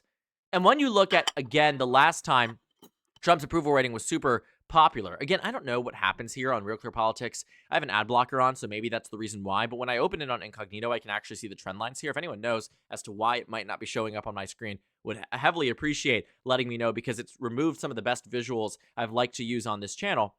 But looking at when Donald Trump's approval rating, besides the point, sorry, we're going on a tangent here. When Trump's approval rating reached the highest point, it was right in that crunch time before the election. On election day, what was it, November 5th, his favorability rating was 45% nationally.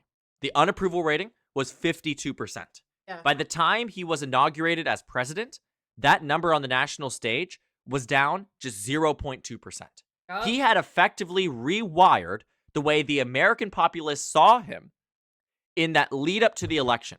Yeah, like in immediately. mid-2023, great time, by the way, the disapproval rating was up by 19 points. I don't say it because of that separately. I just really enjoyed the year 2023. The disapproval rating was plus 19. Plus 19, that fast forward a year later, the president knows how to lock in, by the way. On elections, I think that has been something we've known. Right before you saw 2018, we can look at this too. I'd rather just show you rather than just say it, so you don't think that I'm BSing you on this front. But he oftentimes has learned that right before elections, there are times to really change the way the American public has viewed him. And we'll talk about what this has to do with his base in a moment. When he got before the 2016 election, or right at the beginning of his term, he was able to lock that in. It wasn't amazing, But it wasn't as bad as it was by the time he left office, right? People were open to giving him a chance, as they were this second time around. Then it got really bad. In December of 2017, it got really, really bad. Look at this. Horrible point nationally. Started to recover. All right, he started chipping away at it, and then by the time we reached the midterms of 2018, the numbers looked a lot better for Donald Trump than they did a year prior. He was down just 9, And then roughly what he was COVID. down in 2024. Then it started to get bad again. In 2019, peak of impeachment, started to get bad, started to recover a little bit. Numbers were looking a little bit more iffy in 2019. Then we saw the beginning of the COVID-19 pandemic. We saw maybe some reversion in the way the public was viewing him. Then it became very negative. Over the summer, we saw the resurgence of the Black Lives Matter movement, a real racial reckoning in America. The numbers got bad, but the president started to change his tune. Started to get a little bit closer and closer and closer. And then by Election Day, although he didn't win, he almost did. On November 3rd, 2020, his approval rating nationally was down just 6. So sometimes Trump knows how to bring this back from the brink of extinction, which I don't doubt he will try to do before the midterms and before J.D. Vance or Marco Rubio takes up the mantle and runs for I president. really do think that like anything he would try to do that would fix this would. I feel like he's just destroyed everything that he could have done to fix this. President in 2028, or the president decides to defy constitutional authority and do it himself, though I don't think that will happen. The reason it is notable is because through thick and thin, Donald Trump's approval rating in the times that it was lowest in 2017, at the times it was lowest a month, 2 months, or 3 months ago, a lot of it was being held up by his own political party. Even by the end of that first term, when you look at some of those final days where the numbers weren't great, we can look at maybe NPR, Marist, hopefully they have, or maybe Gallup. Let's look at the last Gallup poll that they actually conducted, where you'll see, again, that is the time where you saw a large abandonment of Donald Trump's approval rating when it came down to a lot of voters. When we see here, let's see, Trump's approval rating right here. 82% of Republicans approve of Trump's performance. Now, I want you to sit with that 82% and what it meant for this data point. The lowest approval rating that Trump had seen of the cycle, of his entire 4-year presidency, and still 82% of Republicans approved of Trump's performance, days after the January 6th insurrection. What is it today? Well, I told you this is a record low since the insurrection, and that's correct. It's at 84%. So a 2% difference between Trump's performance on the GOP side in 2021, days after the insurrection, and 84% today, a 2% difference. We're not days after an insurrection. We are not days after a live-streamed attack, an assault on United States democracy on the national level. Republicans largely view the president today in the same light that they did back in January of 2021, when Trump was seen at his lowest point on the national stage, and he was, because now he is reaching those lows yet again. And voters are angry with him. The numbers speak for themselves. And the fact that his base... And there are very few people that I will talk politics around in front of until I get more comfortable with them. And I have come to realize that if you drop like a few little breadcrumbs, you can figure out that they're not happy with Trump. And usually the breadcrumbs are like, God, these groceries are so expensive because of the tariffs. And if they don't go, well, like, tariffs are actually really helping the economy, got a foot in. You got a foot in. And then you'd be like, I don't understand why these billionaires this and why corporations aren't just eating the cost. And then just like go off. Like you can just build from there as long as you stick to the billionaire and the oligarchy class. And then you could talk about like, I don't know, you move it from there. But yeah, usually I can tell by like how somebody responds to grocery prices if they're upset with Trump. is finding ways Or to rent. That is the other big one. Or their like even their bills, just their regular bills. Clothing, everything. disapprove of him on all of these issues. At least not largely disapprove. Still, the majority of Republicans approve of him on all of these issues. That's the nature of it being his political party. But he's lagging behind independents by a massive amount, completely demolishing his numbers amongst Democrats, obviously, even though some Democrats gave him a chance early on. You can see that in the data. And Republicans, it's starting to hemorrhage. You're starting to see a change in sentiment a turning of the tides away from the president and towards the Democratic Party nationally. And that is what this data tells us. Republicans are 2 points off what they were in January of 2021. And it shows that his base, as much as it has been with him through thick and thin, rebounded and not, today does not find itself in super, good graces with the president. They don't find themselves feeling as if this president is doing the things he sought out to do because they are the reason he is president in the first place. No amount of voter persuasion, no amount of change in belief set, no amount of anything Trump did to take those Biden voters and turn them into Trump voters, which there were hundreds of thousands, if not millions of them in the 24 cycle.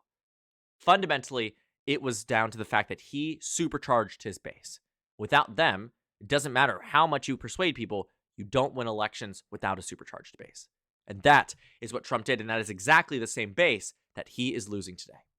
And so it will be of interest to see how Republicans and those aligned with the president view themselves and view his presidency over the next year.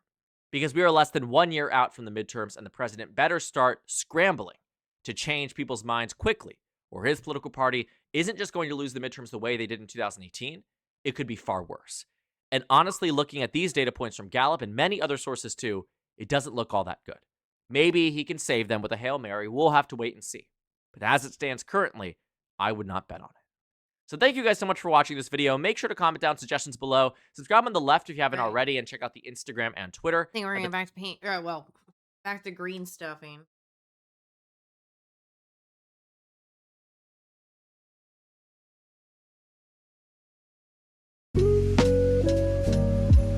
Lo-fi girl Christmas. Fine.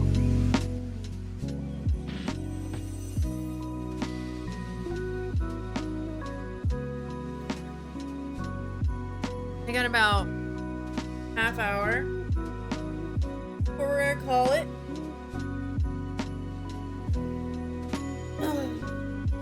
And then I'll be back tomorrow afternoon. I did decide, and I talked to my partner, as of right now, I will be back tomorrow afternoon, but if I have things come up, that will be like the first day I take off.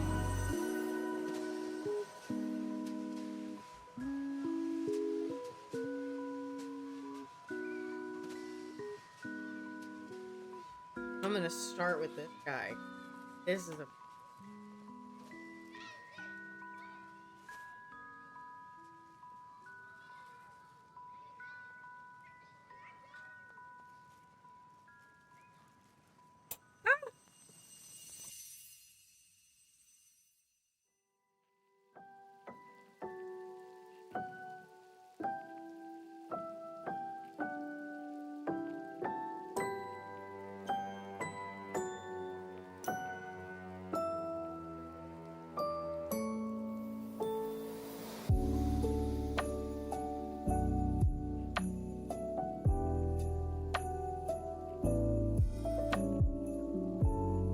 might have to make this crack here like look like an earthquake or something.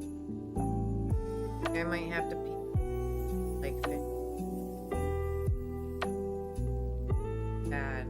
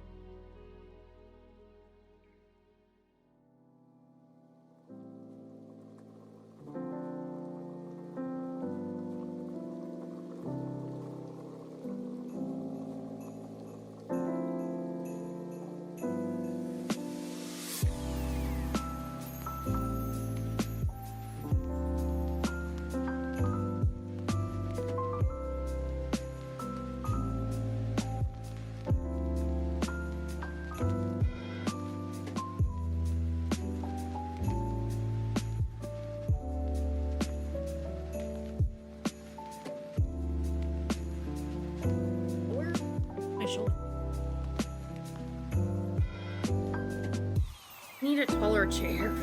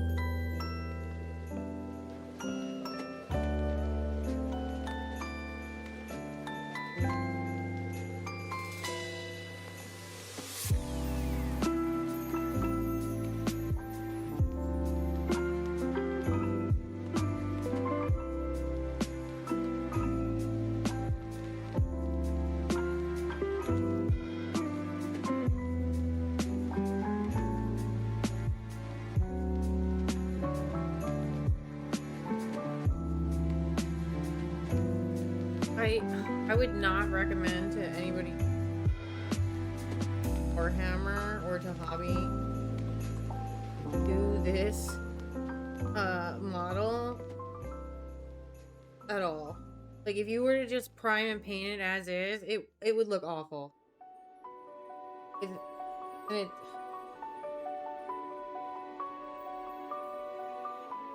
This is the most I've ever had to sink in a build. Like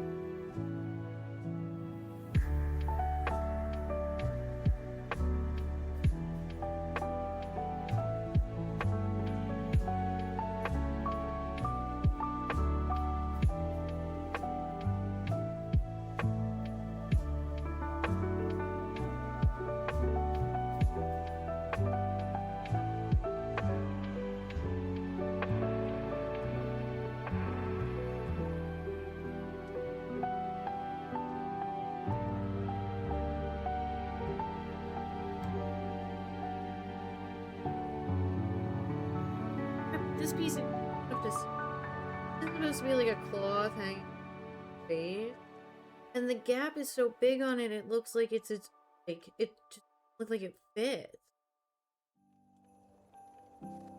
Doesn't look like they belong together, even though they do. Got like a detached triple fin down here.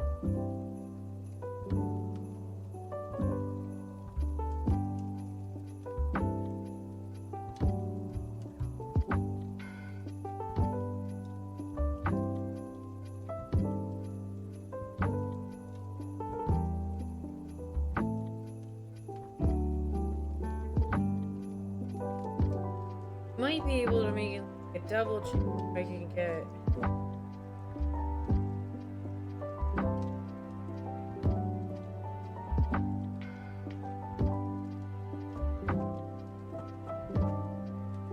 A way that looks a little bit.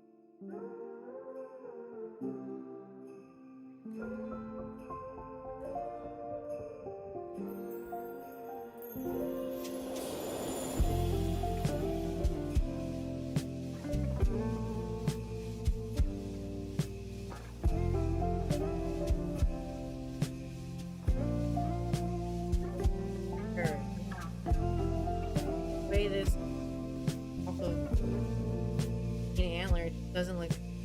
It looks like somebody tried to make it antler, even though they've only seen a picture of a deer once.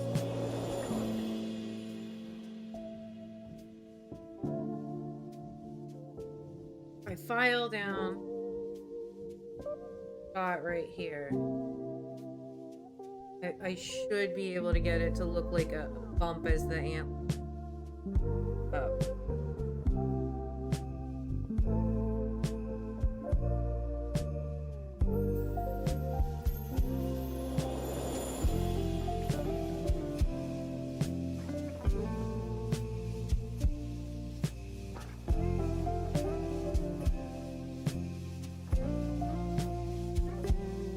I would not recommend this build to a first-time person, a new person to the hobby at all. I don't care how cool frogs are, and believe me, I'm making a whole army of them.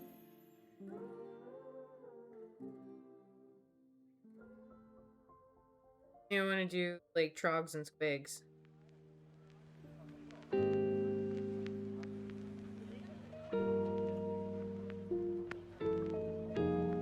I think trogs and squigs. Although my current set is like kind of like your dark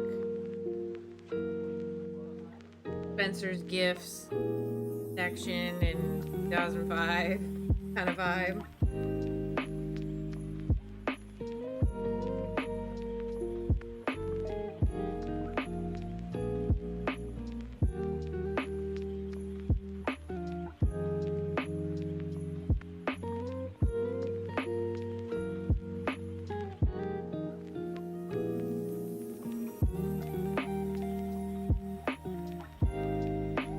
Curve here.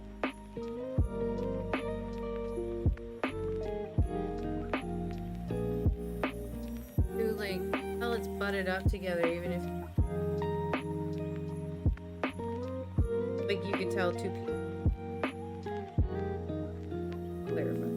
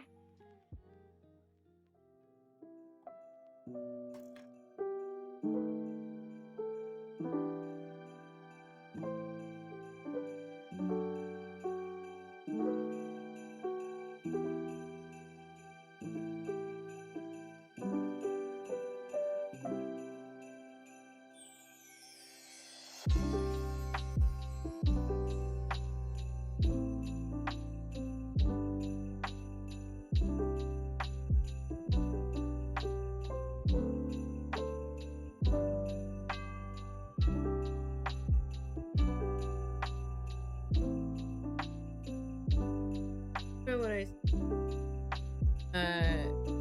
W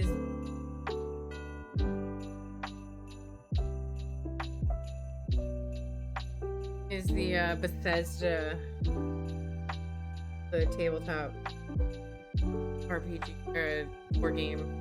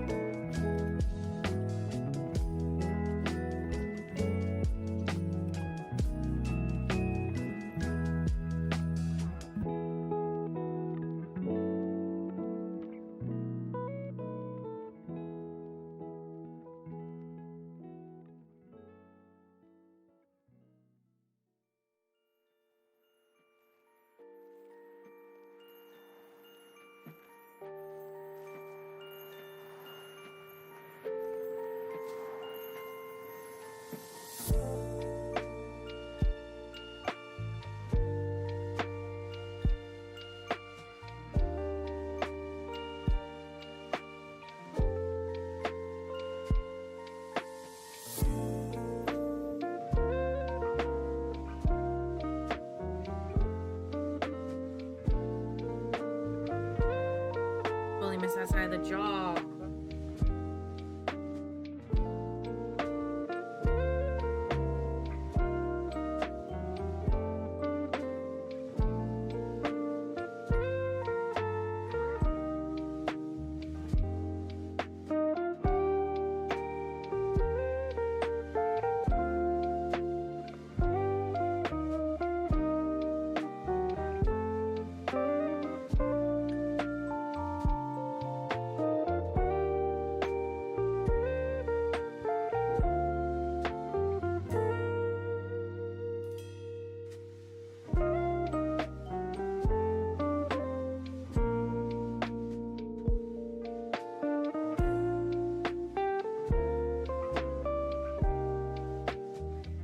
Stopping point.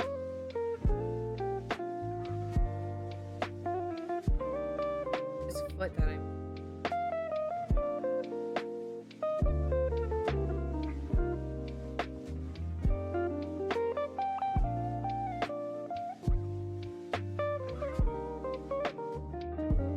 I can do second coats.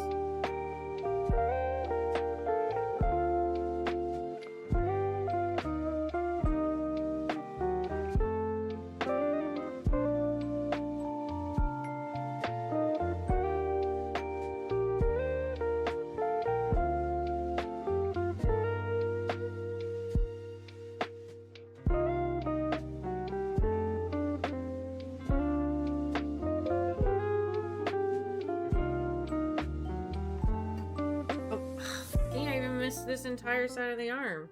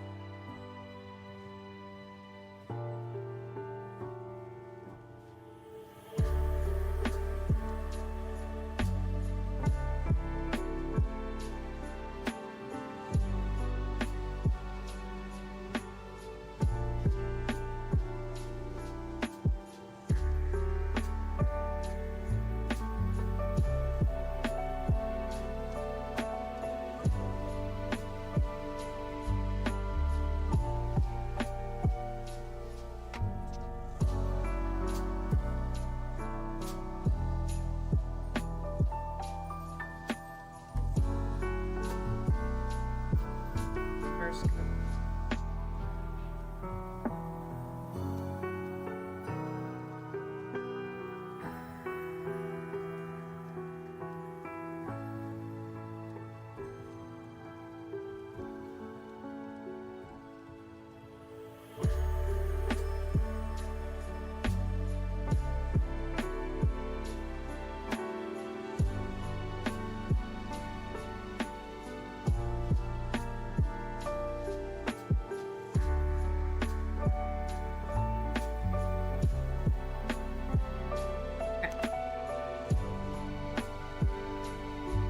Right in.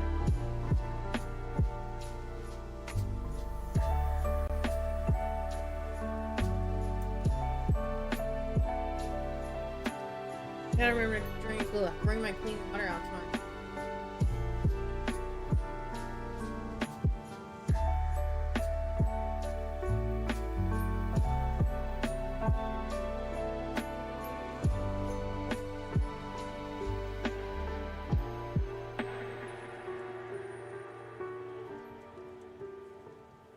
No.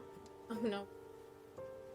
Alright, I will see you guys later. I hope you have a safe and wonderful day, and I will be back tomorrow in same time. Maybe I'll get to the mural tomorrow. Maybe I won't. But anyway, I'll see you guys tomorrow.